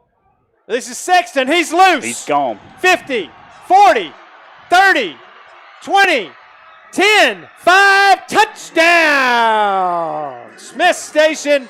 And that is a prime candidate for the Hoolahans. Highlight of the week as Luke Sexton finally broke loose, Ricky, and got in the secondary. And once he had the space, he outran everybody. He was gone. Never looked back. Whole contingent of Jags chasing him, and he eyes on the goalpost, and he just kept pushing forward. So a big play here from Smiths Station. And they're breaking it open a little bit. It's 27-6. Monka on for the extra point. The snap, the kick is good. And it's 28-6. 10:04 left in this third period. We'll be back in a moment on Georgia Alabama Sports Live. Are you looking for a powerful new Chevrolet or GMC truck and a great deal? Check them out side by side at Glenn Smith in Opelika. Take your choice of new Chevrolet and GMC 1500 trucks discounted up to $12,000 off. Chevy and GMC heavy-duty trucks discounted up to $7,000 off. People from all over the USA save at Glenn Smith Chevrolet GMC in Opelika, Alabama. Get ready to smile. I'm always on the go. But with the Kinetic Credit Union app, Kinetic is always with me. The Kinetic mobile app is virtual banking at its best. With the Kinetic mobile app, I can easily send and receive money, make a deposit, pay some bills, and I can even open up a new account, all from my phone. And I can monitor all my accounts in one place, all on the go. The Kinetic mobile app, energized banking at its best. Kinetic Credit Union, the energy for your dreams. And we're back at Smiths Station. Another squibbing kick. That one's on the ground. It's still on the ground. And let's see who's got it. I believe Jag was able to get on it. Boy, that one stayed on the ground forever, Ricky. It was just bouncing around over there. It did. I'm a little, surprised that Smiths Station keeps going to those squibbers. They had the perfectly executed kick early in the first half, onside kick, but it seems like they've tried it again a couple of times. They've been close to getting it back a couple of times as well. Well, they've been. I think they're trying to keep it away from the speed back there, and they're not kicking it deep. But Graham and the Jag offense back on the field, and he's going to keep it. And now he's going to pop throw. And loose. Finally brought down at the Smiths Station 30-yard line. Mardarian Smith, again, number 8, the senior receiver for Jag. I've been waiting for him to spring one tonight. He looks like a track star. Stathan Kinsley. Let's see. There is a flag. by the way, so that big play is going to be nullified. Ineligible man downfield. Man, again, another silly penalty. Well, and, you know, if you're an offensive lineman and you see your quarterback take off on a read, and maybe you think he's keeping it, and he popped up and threw the football, and unfortunately one of his linemen was too far downfield. Right. Yeah, I could totally see that happening. And he did. He looked like he was going to tuck and run and pulled up right at the last minute. Well, that play was a la Nick Marshall in the Auburn days. They ran that play to perfection a number of times on the zone read and then the little quick throw. Nick Marshall would probably be another good comparison for Graham. Yeah. Jags quarterback. Graham drops back. He gets pressure. He gets away from it. Now he's going to run, and he's going to go out of bounds at the 35-yard line. It's going to bring up second down and about 11 here for the Jaguars. Graham, a good job right there. He got pressure, and he saw that he had plenty of green grass, and he got a lot of that yardage lost on the penalty back. And it's second down and 11 now.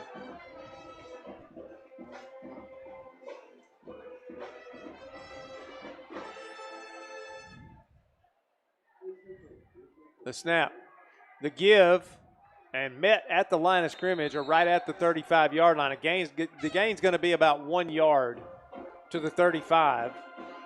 Just no room to move. I believe that was Aiden Van that led the charge right there again. And I believe he was joined by Braden Whale. Yeah, absolutely no room to move for Jag there. Defensive line just plugged up every gap. There's no chance. Twin receivers both sides for Graham. Got a little extra protection out of the back. Now he's going to run up the middle. He's loose in the secondary. He's got the first down. He's still on his feet. He's down into Smiths Station territory. He will not go down. All the way inside the 35. What a run by Graham. Armonte Graham. A big gain all the way down to the 34-yard line of the Panthers. Graham showcasing speed and elusiveness there, and a little bit of just tough guy, not wanting to go down. That's a couple of times tonight he's running. He just won't go down. Now he's back to pass. He looks. Can't find a man. Now over the middle. He had a back. His back out of the backfield was his last check down, and he was open. And he tried to get it to him, but well defended by Smiths Station. And it's 2nd and 10 now. Was Aiden Van there defending that pass and had his hands up, waving his hands.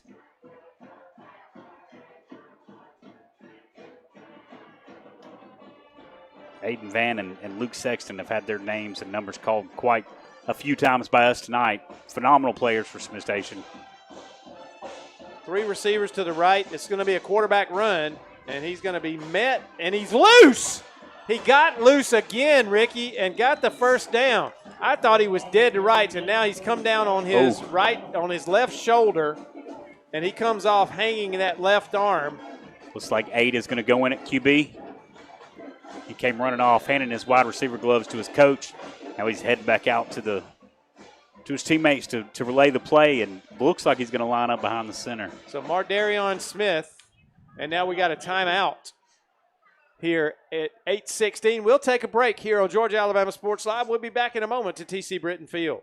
Are you looking for a powerful new Chevrolet or GMC truck and a great deal? Check them out side by side at Glenn Smith in Opelika. Take your choice of new Chevrolet and GMC 1500 trucks discounted up to $12,000 off. Chevy and GMC heavy-duty trucks discounted up to $7,000 off. People from all over the USA save at Glenn Smith Chevrolet GMC in Opelika, Alabama. Get ready to smile.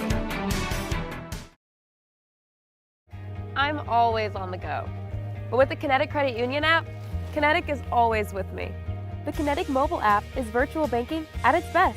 With the Kinetic mobile app, I can easily send and receive money, make a deposit, pay some bills, and I can even open up a new account, all from my phone. And I can monitor all my accounts in one place, all on the go. The Kinetic mobile app, Energized banking at its best. Kinetic Credit Union, the energy for your dreams.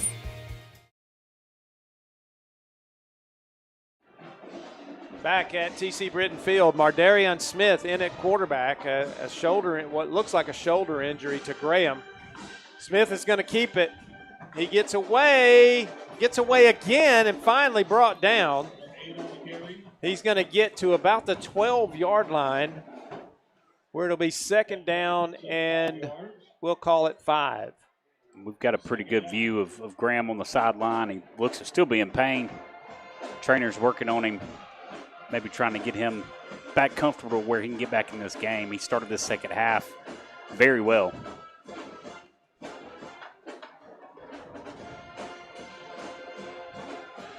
Quick throw. That's a backward pass. It's a run play. And here's a penalty flag. And that receiver just, I tell you what, some of these JAG guys just will not go to the ground, Ricky. They fight for everything they can get. But there is a flag back here where the ball was caught. And you can practice that, but you can't teach it. Let's see what this is. But that receiver at that time, that was number 16, Bobby McMillan, and he did a great job. But this play's going to come back. I believe it's a hold on one of his guys that was out there blocking for him. McMillan, just a freshman. And that's going to bring it back all the way to the 23-yard line. So it's going to be 2nd and 15 now. And my goodness, they've got 5 receivers to the right.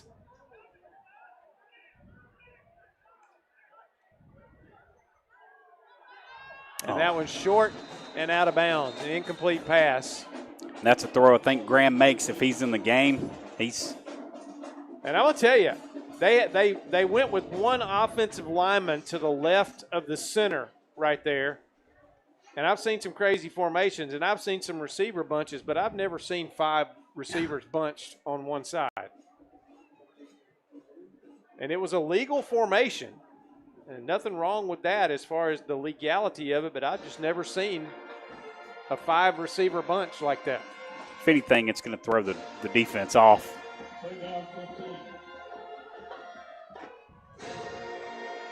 It's like they've taken Graham's shoulder pads off of him and still working on that shoulder. 3 receivers to the right, a single receiver to the left. Tight end comes in motion. That's going to be a keeper. Mardarion Smith is going to be brought down. Going to get 6 yards. It's going to bring up 4th and 9. And I have not seen, I didn't even see them practicing place kicking. So I don't think they have a kicker that's going to come out and try a field goal here. So their offense is going to stay on the field. Well, the linebacker's been handling the kickoff duties, and the kid playing quarterback right now, Smith, was the punter. The only punt we've seen in this game was booted by number 8, Mardarion Smith. All right, we're going to have twin receivers to each side. And one back in the backfield for Smith. He's looking to throw. He does, out in the flat, complete, and brought down. Did he get the first down? Pass complete to number 7. It's hard to tell from our angle over here over on that sideline.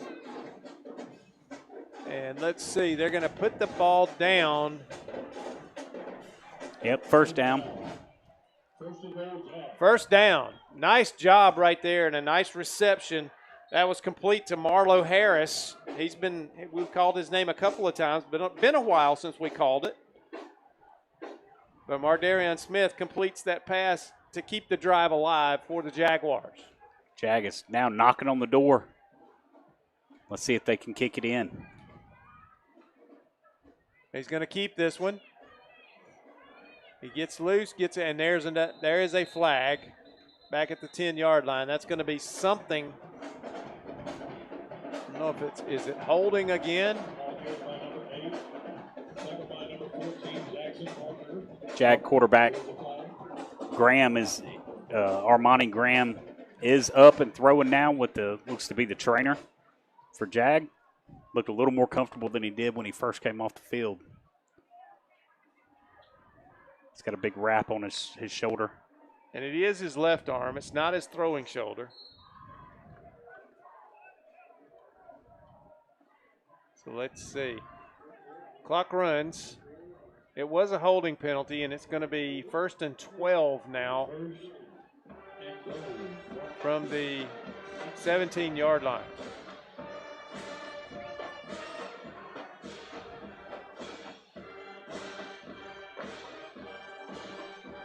Smith keeps it, gets inside the 10 to the 9. So it's 1st and goal. Excuse me, that was 1st and goal from. 2nd and goal. So 2nd and goal from the 10 now.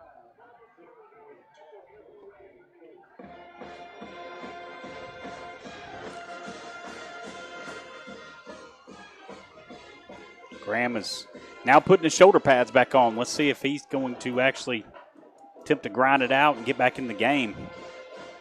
As you pointed out, Mike, not his throwing shoulder, so.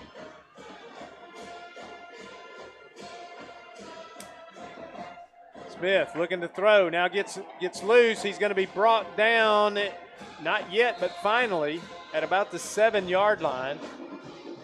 Of course, Smith is showing that he's a very capable backup option for Jag. He's definitely an athlete, Ricky. We've seen that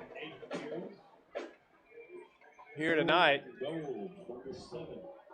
So the 7-yard line, 3rd down goal now for Jag.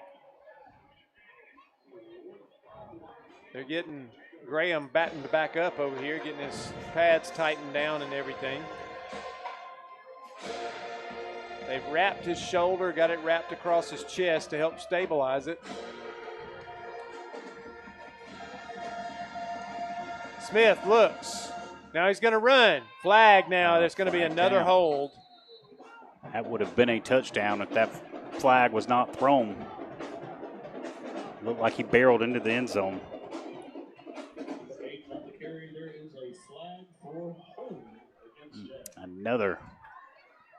Another hold.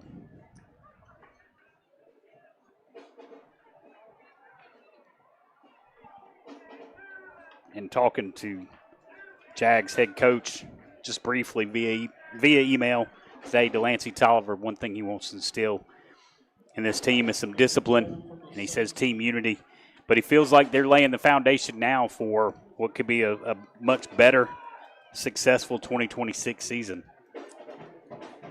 Well, ladies and gentlemen, if you're the kind of fan who can never get enough high school football, the GIAA High School Scoreboard Show is for you. Presented by the Beck Center, hosted by Richard Holdridge and Thrift Behringer.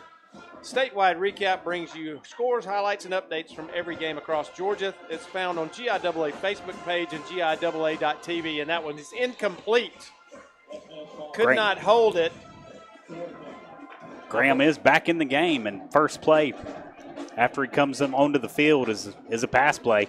Receiver just could not come up with it. That was Jiley Guy, and I hope I'm saying that name correctly. We do not have a pronunciation guide. But that was incomplete. That'll bring up 4th and goal now from the 17.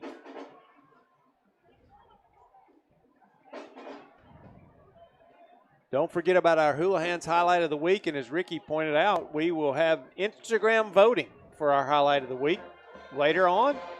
The pass, complete touchdown. The defender from Smiths Station stepped in front, looked like he was going to knock it away, but he whiffed on it, and it was complete to Mardarian Smith, who was playing quarterback just a couple of plays ago. He catches the pass and steps into the end zone for the Jag touchdown. Smith and Graham, 2 seniors on this team. You got to imagine that they are, they wear school pride. They love their team, and they're both out fighting hard. And Graham is going to come back to the sideline. He's not going to stay in for the 2-point conversion. And now at quarterback is Christian Williams. Mardarian Smith's going to line up Got 28 in the backfield with him as well. Everybody moved. The center did not snap the football.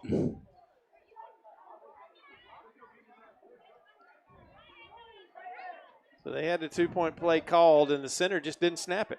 Jag head coach with his headset off on the field, just letting his guys have it.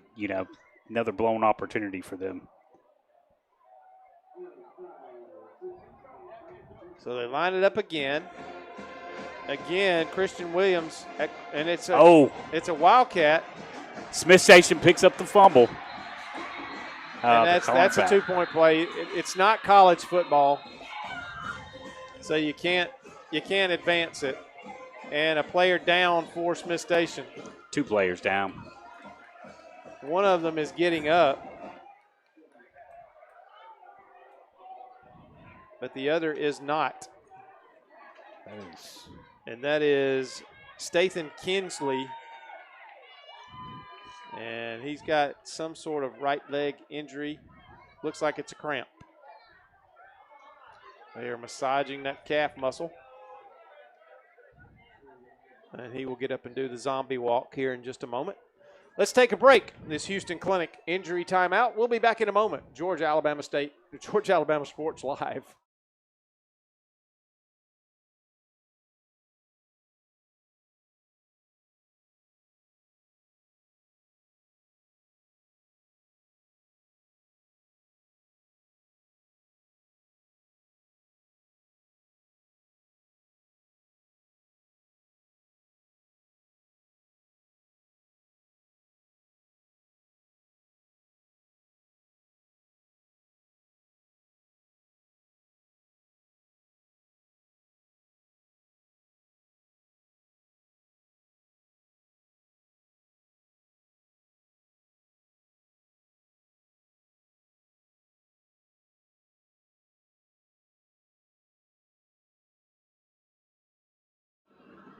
Back at TC Britton Field, it is 28-12, Smiths Station.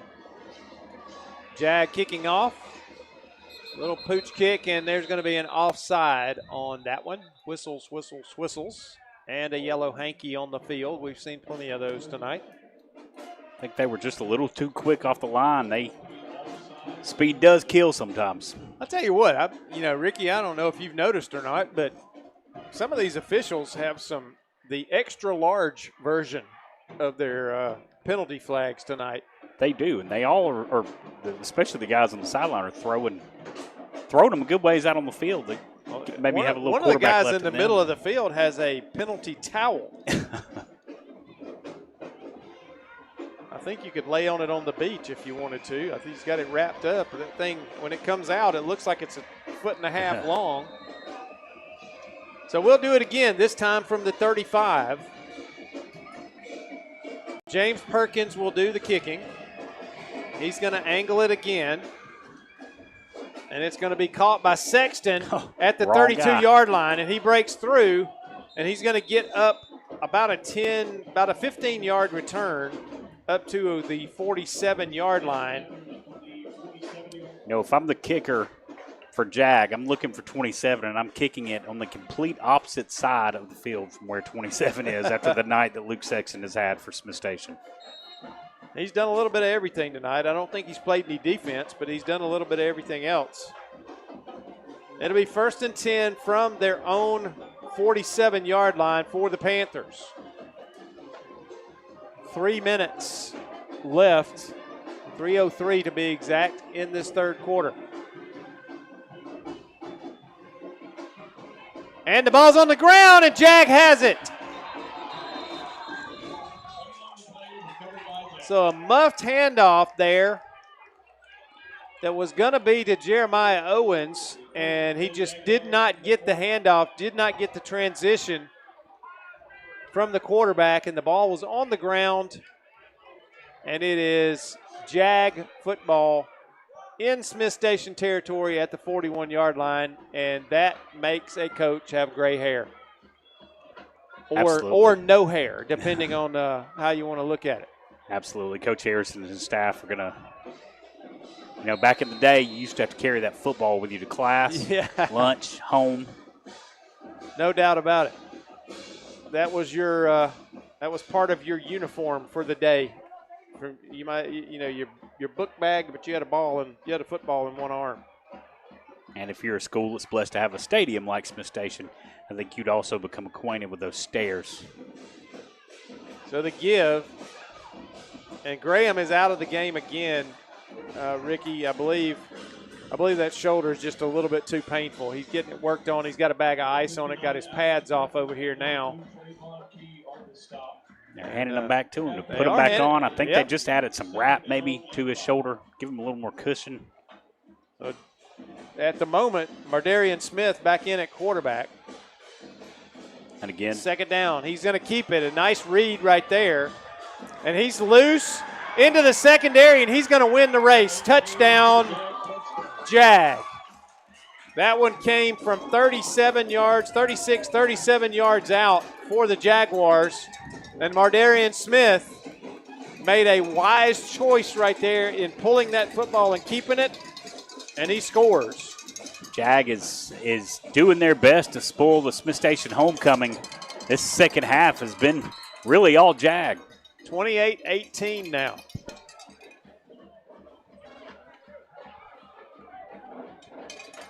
The 2-point play now. Mardarian gives it to his running back, Williams. Williams inside the 5, and he's going to be stopped short. So it's going to remain 28-18 here in Smiths Station. And we have 2:17 left in this third period. We'll be back in a moment on Georgia-Alabama Sports Live. Hello, everybody. This is DJ Jones with the Sports Visions Morning Show for the best in local, regional, and national sports news. Weekdays from 6 a.m. to 9 a.m. You can find the Sports Visions Morning Show on Facebook, YouTube. Also, you can listen to us on Apple and Spotify by typing in the Sports Visions Morning Show, and download the Sports Visions radio app right now in your app store today. Sports Vision 92.1. We are your hometown sports guys. Georgia-Alabama Sports Live wants to say thank you to Zaxby's for their continued partnership with us for over the last couple of years since we started this. Your partnership has meant the world for us to give you premier coverage for all the local sporting events around the Chattahoochee Valley area. And specifically, I want to thank Judson Humphreys, my good friend, and the Phoenix City location, being with us from the very beginning, man. Absolutely. Well, we just appreciate what y'all do in the community for these student athletes, and we just want to be a part of it. Whether it's tailgating, parties, or you just want a quick bite to eat, come to the Phoenix City Zaxby's location and tell.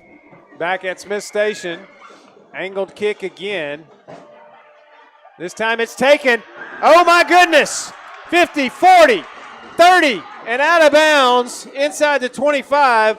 That is Jeremiah Black for the Panthers. And again, that angled kick, Ricky, almost ends up in a touchdown for Smiths Station. Absolutely, and Jeremiah Black, senior for Smiths Station, is coming in, and he's scored a couple of touchdowns already this season. He was looking to add another one to his resume. He caught that between the 30 and 35-yard line and saw daylight and took it and got down that sideline all the way to the 26-yard line of Smiths Station. Let's call that about a 54-yard return, I believe.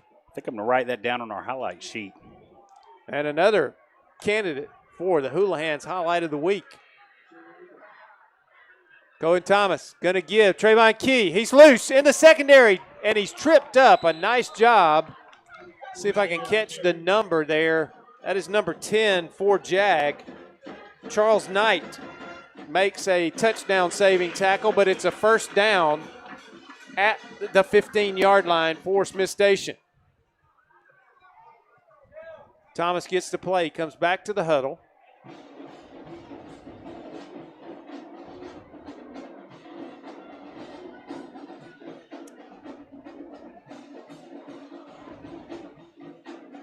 Black, Sexton, and Key in the backfield. Now the shift to the wing formation. And Sexton, he's loose. 5, touchdown, Luke Sexton. And as I said earlier, have a night, young man. It's deja vu for sure. Luke Sexton scores again.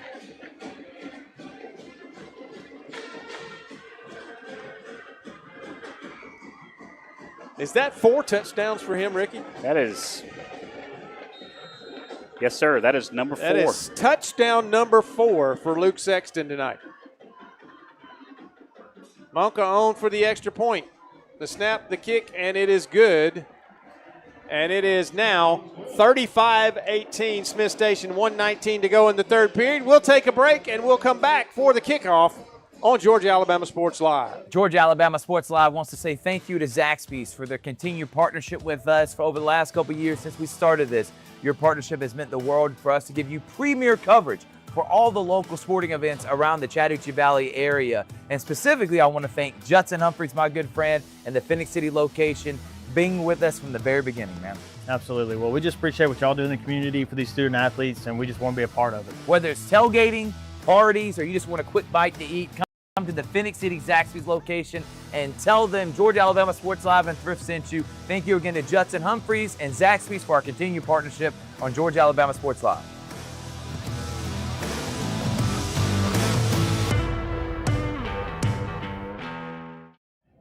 Back at TC Britton Field.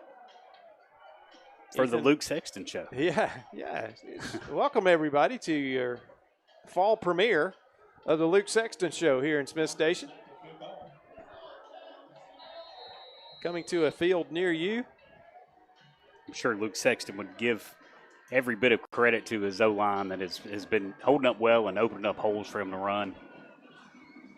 Monka, toe to leather, another line drive kick, and a smart play by the Jag player there, and actually good hands. He catches that line drive. That was Deshaun Jackson, and he just went straight down with it. That has definitely got to be a strategy for Smiths Station to keep it out of those speedy hands that are lined up in the back for the kickoff return. Monken has been able to boot it through the upright every time he's had the opportunity tonight. So we know he can get more air up under the ball than he's getting. He can actually get near the end zone with his kickoffs. We've seen that in previous games. Let's see, 1st and 10 from the 38-yard line for Jag. Stacked receivers to the left, a single receiver to the right. The give. Oh, bang. There he is again. Big number 78, Mikael Bonner, broke through from his nose tackle position and body slammed another one. And he is a big fella, that's for sure. 78, 56, and 54 on the Smiths Station D-line. Yeah, that are specimens. Front are big guys, and 87 is not a slouch either. Yeah. The give. No give. Thrown out to the tight end, and he's loose. Oh, wide He's open. behind everybody, and this is going to be a touchdown for Jag. No, it's not. There are flags everywhere back here at the line of scrimmage. A lot of storylines that are repeating themselves throughout this game, and one of them is Jag, big play, yellow laundry on the field. It's holding again, and there are 2 flags. And there's a lot of discussion going on amongst the 3 officials out there. Ineligible downfield. And let's see, is that the only penalty? So it's not holding, but it is once again that play where the quarterback looked like he was going to run, Ricky. And so his lineman went ahead and tried to get downfield and block for him, and then he threw that quick pass, and it's going to bring it back. Graham was just visibly frustrated. Body language tells the story. He very frustrated by the flags again. But as you pointed out, he might be causing a little bit of that by taking off. And you got to think also when you're an RPO team, you know that there's always a chance your quarterback's going to pull it up and throw it. So you've got to keep your discipline on the line. That 5 receiver stack, but a couple of those are linemen out there. Across the middle, complete. So they go completely away from the 5 receiver wad over there. And as I said, a couple of those guys were linemen that were on the line of scrimmage out there wide. But they go away from it back to the backside, and it's complete to the favorite receiver, Marlo Harris, for Graham. And again, they've got that same formation. 5 guys to the right. And Aiden Van tips that one away. Almost another. He sniffed that play out and knew they probably weren't going to go back to the backside again, and he just got himself in position between the quarterback and the receiver and almost got himself a pick. He did, and Van just continues to prove that he is an intelligent football player. He knows his job on the defense, and he has done a tremendous job sniffing those plays out. Linebacker, sophomore, just a sophomore. He's got 2 more years with Coach Harrison and the Smiths Station football team. More standard formation this time. Graham looks out in the flat. Mardarian Smith with it. He breaks a couple of tackles and finally goes down. Short of the first down. And once again, Stathan Kinsley is down, and I think he's got another cramp. He needs to drink some. Typically, the storyline when it's hot outside, it's not too terribly hot. It's actually been a beautiful day today, but this is all about hydration. And these guys, even though it's been cooler this week, these guys have still got to hydrate. And when you don't hydrate the day of the game, you hydrate in the days prior to the game. Smith Station's trainers getting quite a workout. Seems like every injury they have is toward our side of the field. She's having to make her way all the way across the field to get to her players to help them. There's kind of the zombie walk, but not really. We missed it earlier. He did more of a one foot hop.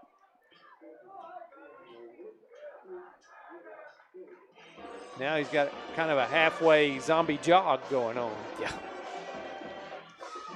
We're going to take a break real quick. We'll be back in a moment on Georgia Alabama Sports Live.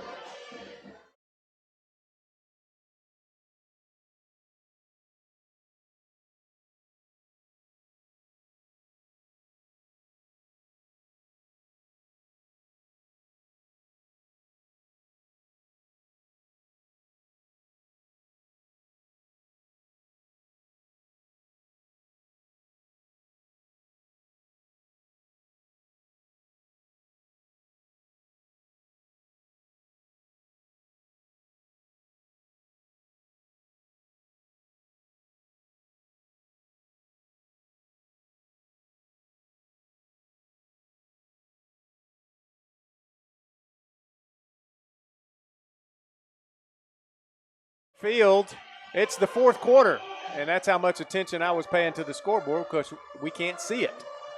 But that was the quarter break. Mardarian Smith still on his feet, gets down to the 35-yard line. That's going to be a first down for JAG. He finally ends up on the ground at the end of the play. Now Graham is back into the game at quarterback.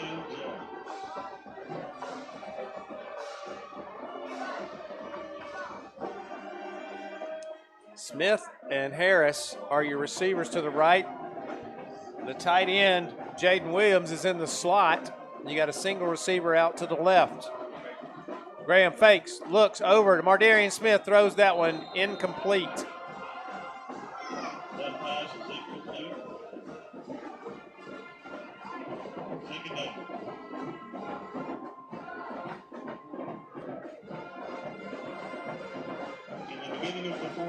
Got a little extracurriculars downfield there.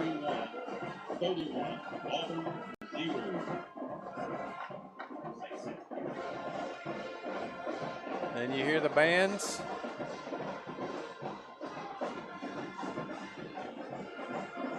Got a little battle going on in our crowd mics. Now this five bunch set over here to the right side.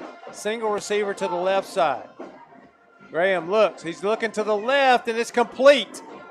And that is Marlo Harris once again. It is complete down to the 20-yard line, and it's another first down for JAG. So the Jaguars with another nice drive going again.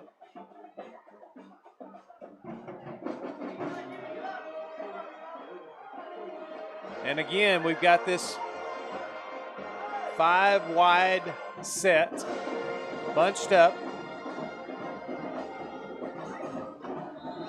And a false start.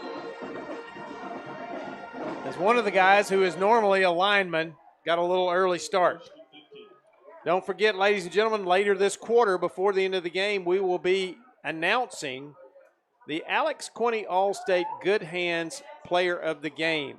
And let's see, have we had? Nope.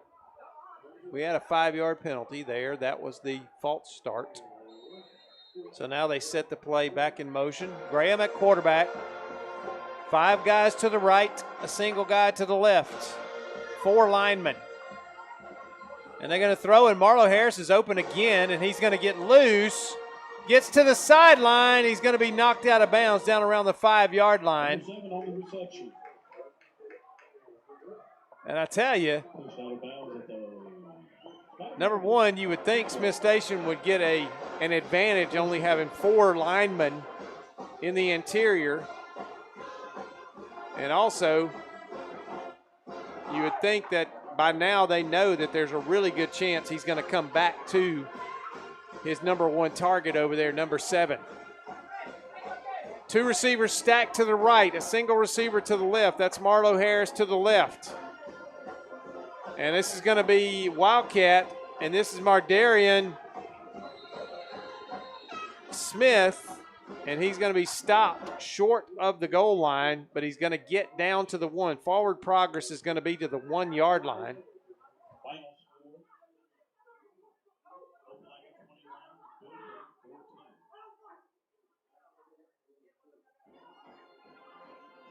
So it'll be 2nd and goal. Ball on the 1-yard line. 10-13 to go left here in the 4th quarter. Mardarian Smith, the keeper, he's going to get. Did he get in? No, he was stopped short. He did not break the plane. So it's going to be 3rd and 1.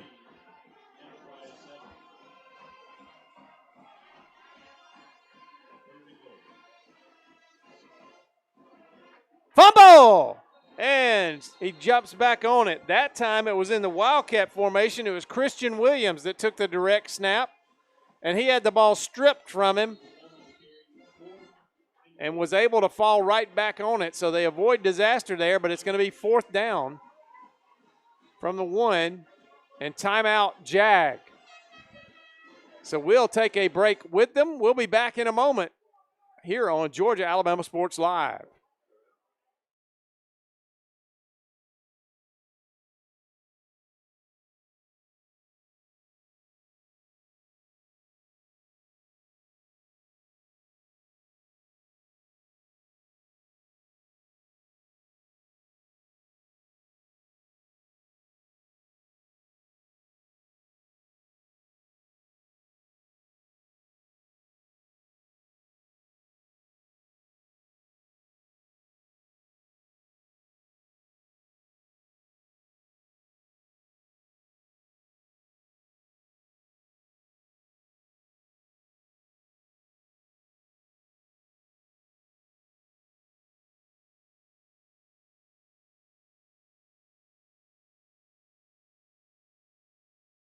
And we're back at TC Britton Field. It is 4th and goal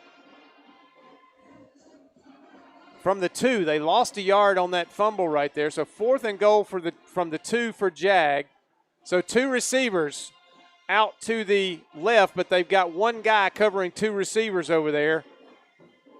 And the run, this time Mardarian Smith is in, standing up. Touchdown, Jag. So this will make it 35-24. And Jag just will not go away in this contest. If you're wondering where Ricky went, Ricky has now put on his producer hat, another role that he has here at Georgia Alabama Sports Live with us, and he's taking us the rest of the way from the producer's chair. The 2-point play upcoming for Jag. Mardarian Smith throws out in the flat.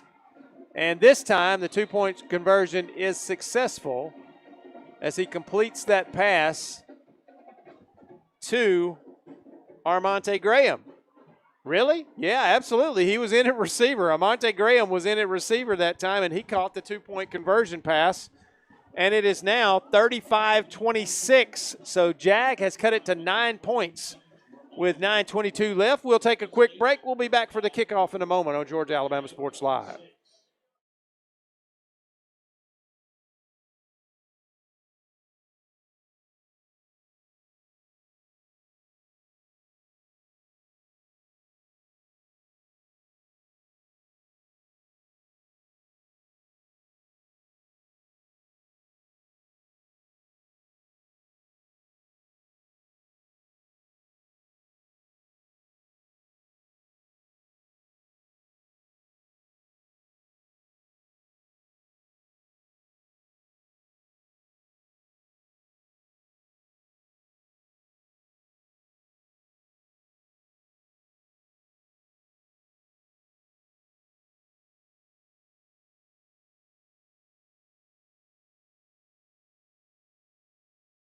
And we're back here at TC Britton Field, Panther Stadium in Smiths Station.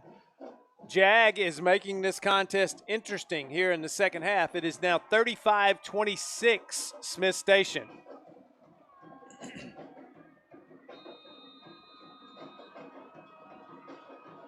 This looks like a more traditional kick here. He does, kicks it down the middle of the field. And guess who's got it? Luke Sexton. And he's going to be grabbed and is finally going to go down over there on the far side. And here's a flag. Extracurriculars after the play. And I believe that's Luke Sexton on the ground over there. And that's the last thing that anybody in Smiths Station Black wanted to see, was that young man on the ground injured.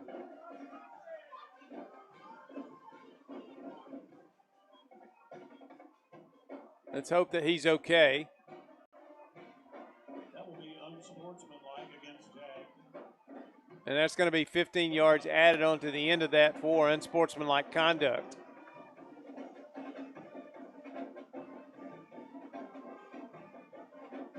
Luke Sexton still down over there. He's being tended to.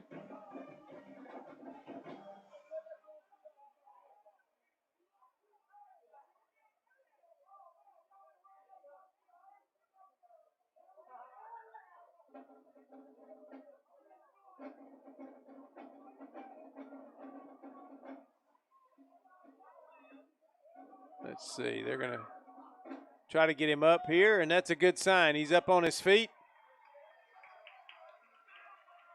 And he looks none the worse for wear now.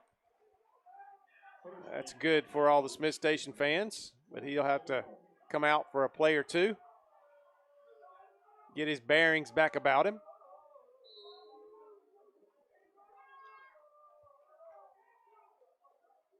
First down for the Panthers. They are at their own 47-yard line.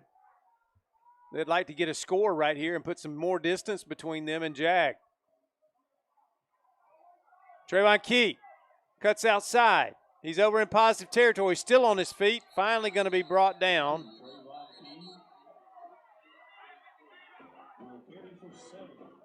And the officials are getting with these guys to disengage when they hear the whistle. Progress got him up across midfield over to the 47 of JAG, so a 6-yard gain there for Trayvon Key. And it's second down and 4. 8:35 to go in the contest.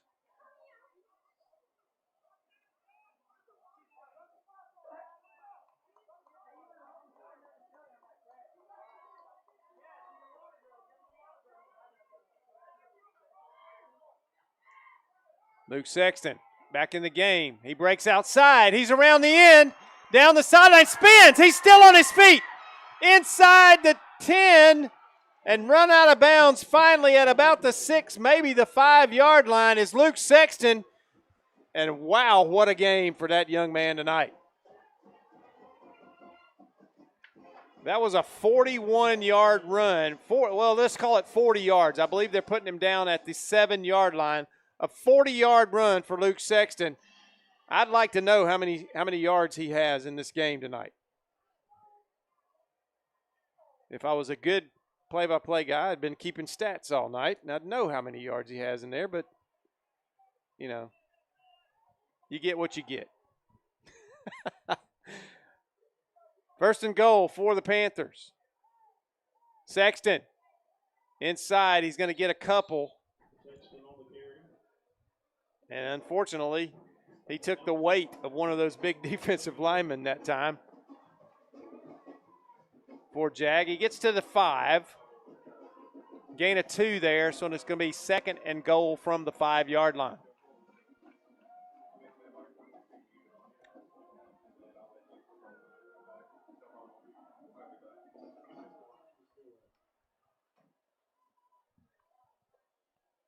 .7:33 to go in the game, clock running. Smiths Station trying to get an insurance score here. Second and goal. The give, and that is Trayvon Key, and he's in. Touchdown, Panthers. The straight give on a quick give, and he shot through that like a cannon and into the end zone for the touchdown. So that'll make it 41-26 here for the Panthers, and Ethan Monka will be on for the extra point try.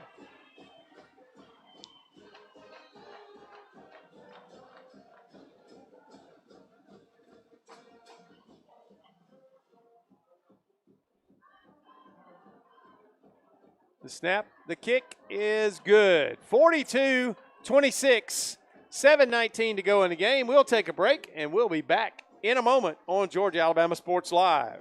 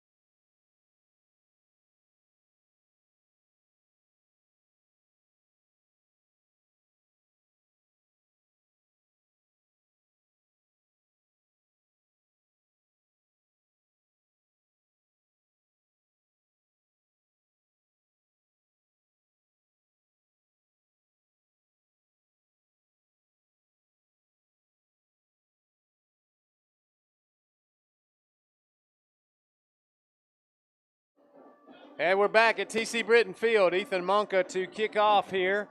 7:19 to go. And another onside kick. Is it going to go 10 yards? It is not. The Smiths Station player jumped on it at 9 yards. And it's going to be Jag ball right there in plus territory at the 49 of Smiths Station.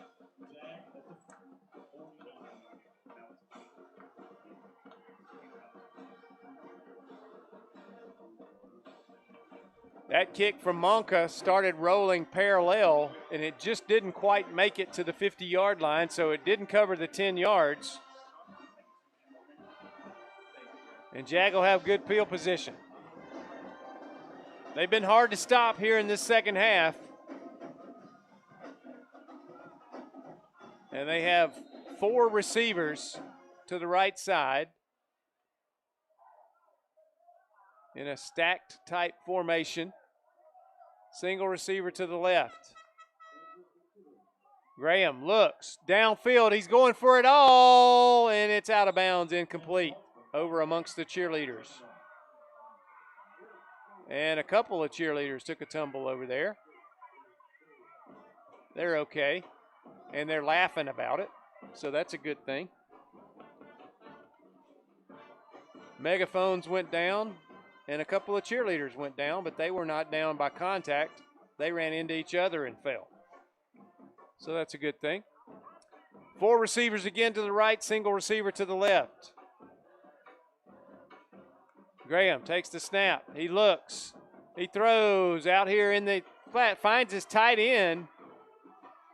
And that big guy is hard to bring down, but they finally do. It's going to be a first down to the 37-yard line of Smiths Station. Actually, we'll call it the 36-yard line of Smiths Station. It'll be first and 10 from there for the Jaguars.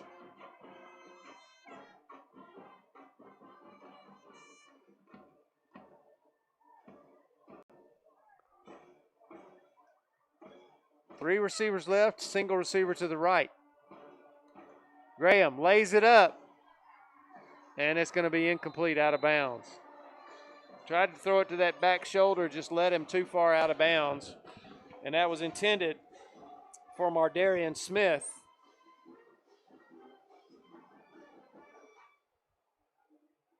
There's a lot of ability on this JAG team and a lot to build on. Got some young players, but they've got some skill people. Second and 10 now from the 36-yard line. Three receivers left, one receiver to the right. Graham drops straight back, looks out in the flat, complete. And that is Christian Williams with the reception. He's brought down by Braden Whale. It'll be third down, and we'll call it 5.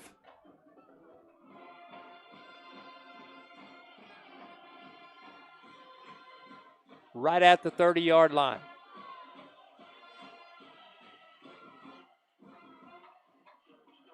Trips right. Single receiver. Mardarian Smith to the left. The snap. Graham going to pull it down and keep it. And he's going to get the first down and get knocked down at about the 28-yard line. What'll be first and 10 for the Jaguars. Good call there on the quarterback draw. Graham showing no ill effects from that shoulder injury earlier in the game now.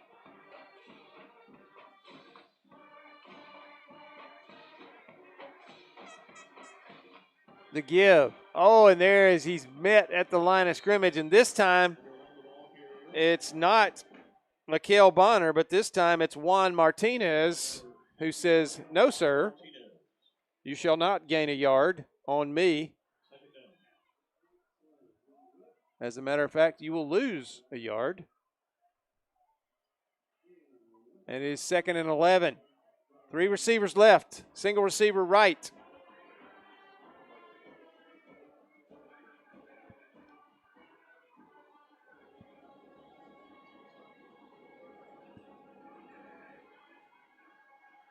Graham back to pass, looks, knocked down, great defense by Smiths Station.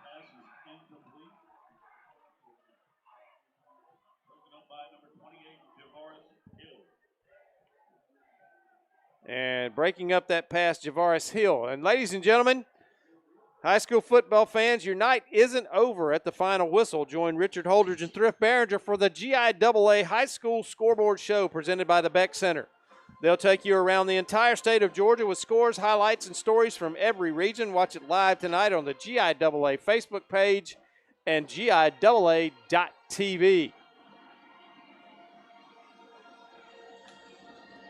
5:19 to go in this contest. Tight end in motion. Graham looks. He's bumped, and he's going to go down. And it's going to be fourth down for JAG. Couldn't find his man open there. Tried to buy himself some time. And we've got a timeout called by JAG. With 5:08 to play, we'll take a break. We'll be back here to TC Britton Field in a moment on Georgia Alabama Sports Live.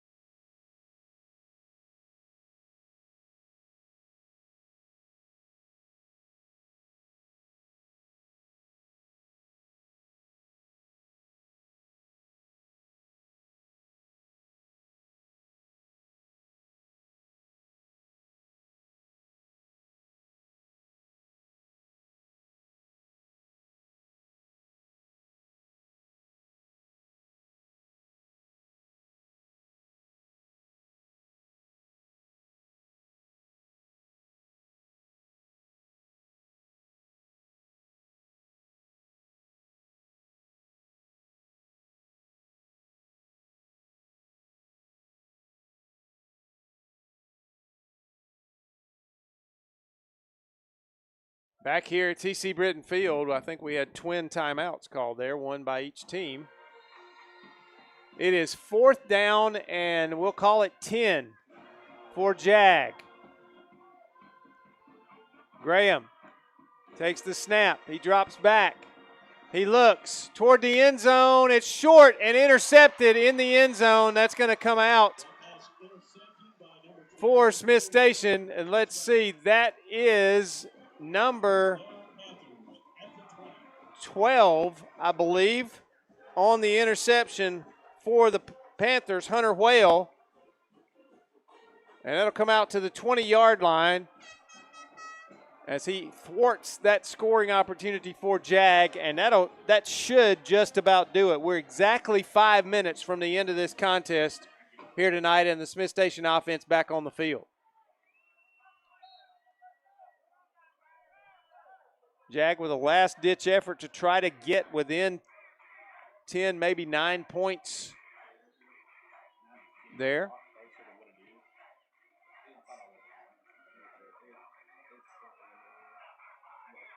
Smiths Station can run clock once it starts. The give.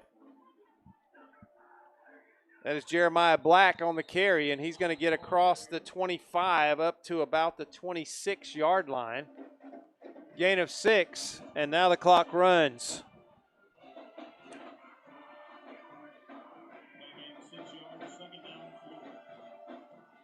Second down and 4.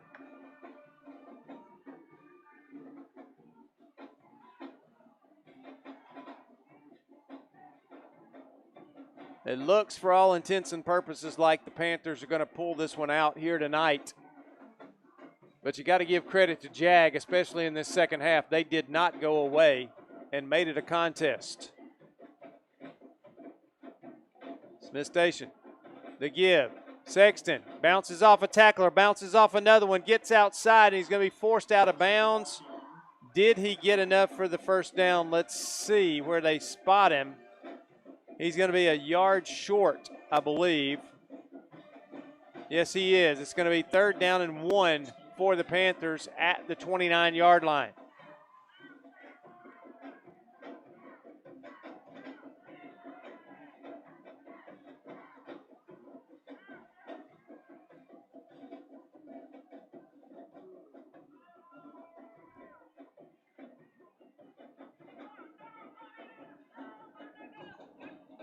.404 to go in the contest.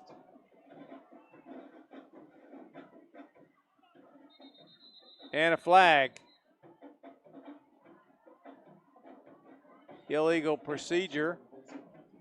Maybe a false start there on Smiths Station. That'll back them up.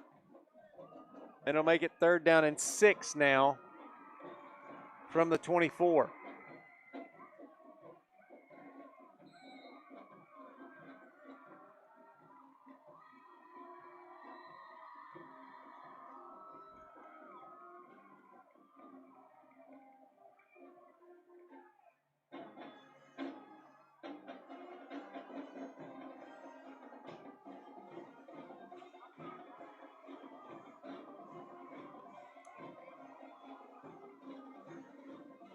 Snap.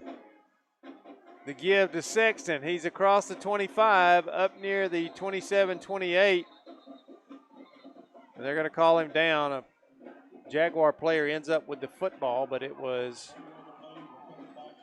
a fumble, and it is recovered by Jag.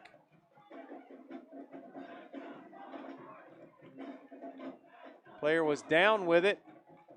And I got shielded out by the mass of humanity there and did not see the fumble. But it's going to be 1st down for Jag at the 26-yard line of Smiths Station. 3:20 to go. So the Jag offense gets another shot here.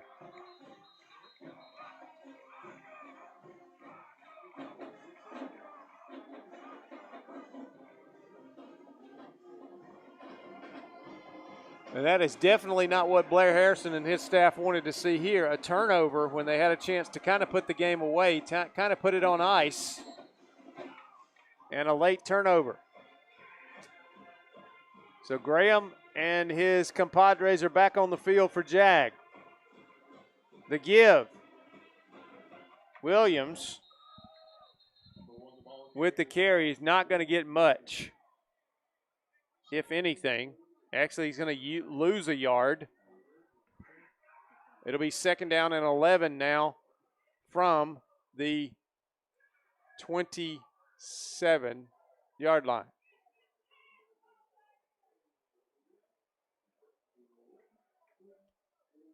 Three receivers to the right. Graham takes the snap. He fakes it. Now he throws over the middle, incomplete. Threw it a little bit behind his intended receiver, Mardarian Smith, and Smith almost made a highlight reel play there as his feet were leaving him as he tried to stop.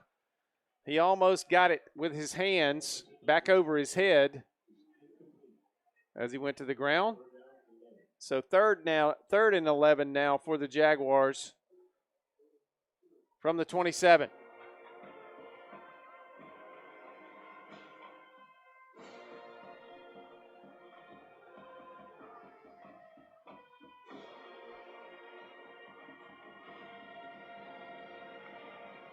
The snap.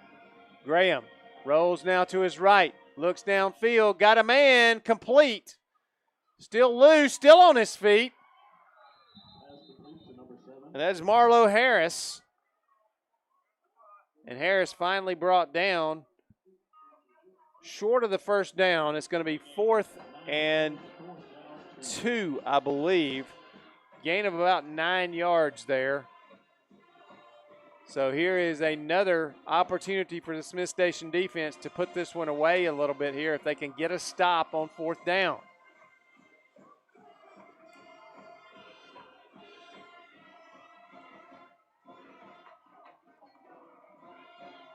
Graham, and there's whistles. Whistles, whistles, whistles. Timeout called before the snap. We'll take a quick break. We'll be back in a moment on Georgia Alabama Sports Live.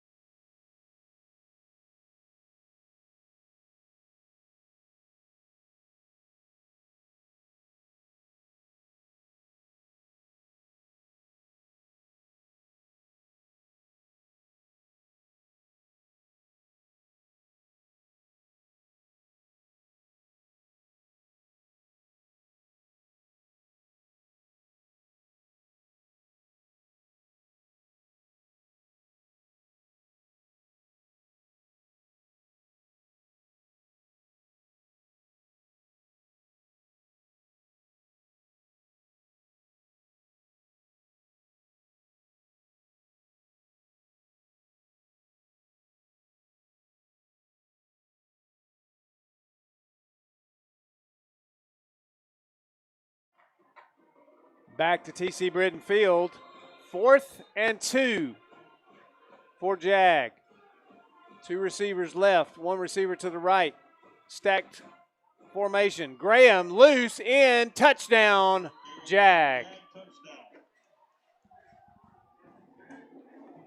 Armonte Graham on the keeper. Fights, finds him a seam, and scores. And it is 42-32 now, and they'll go for 2 once again.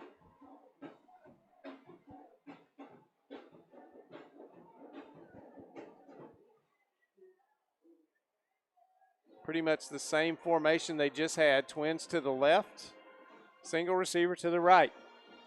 Graham going to keep. Now he's going to throw back to the right and right through the hands of Mardarian Smith. And incomplete, and the 2-point conversion is no good. That's going to leave it at 42-32 with 1:44 left in the contest. We'll take a break. We'll come back to Smiths Station for the end of the game in just a moment.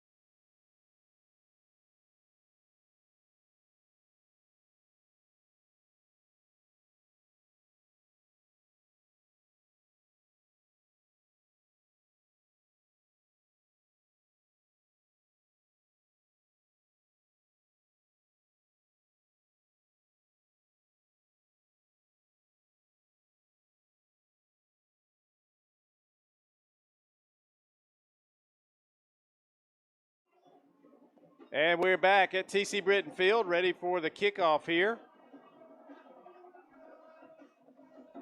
1:44 to go, and folks, now is as good a time as any. Let's go ahead and just kill the suspense here, if there was any to begin with. The kick first, and it's covered up and stopped there for Smiths Station right at the 48-yard line. But our Alex Quinney All-State Good Hands Player of the Game, I'll give you 3 guesses, and the first 2 don't count. It is Luke Sexton. 4 touchdowns tonight, and I'm telling you, he's got to be up in the mid 150 to 180 yards rushing in this game tonight. He has been the man for the Panthers tonight, and he is our Alex Quinney Good Hands All-State Player of the Game. Victory formation now for the Panthers. 143. And the kneel down, and that'll get the clock running.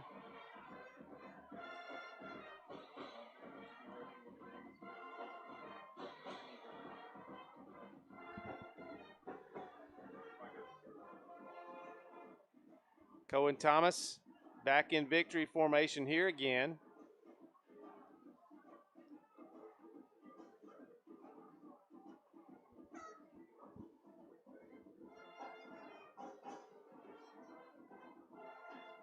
The play clocks haven't worked since sometime in the second quarter, so it's kind of difficult to tell. They're keeping the play clock on the field. And now the kneel down by Thomas.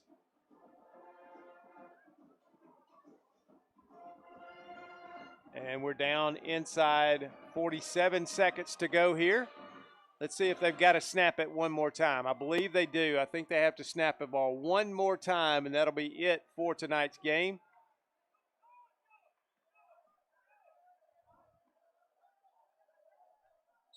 $30 seconds, and that'll do it.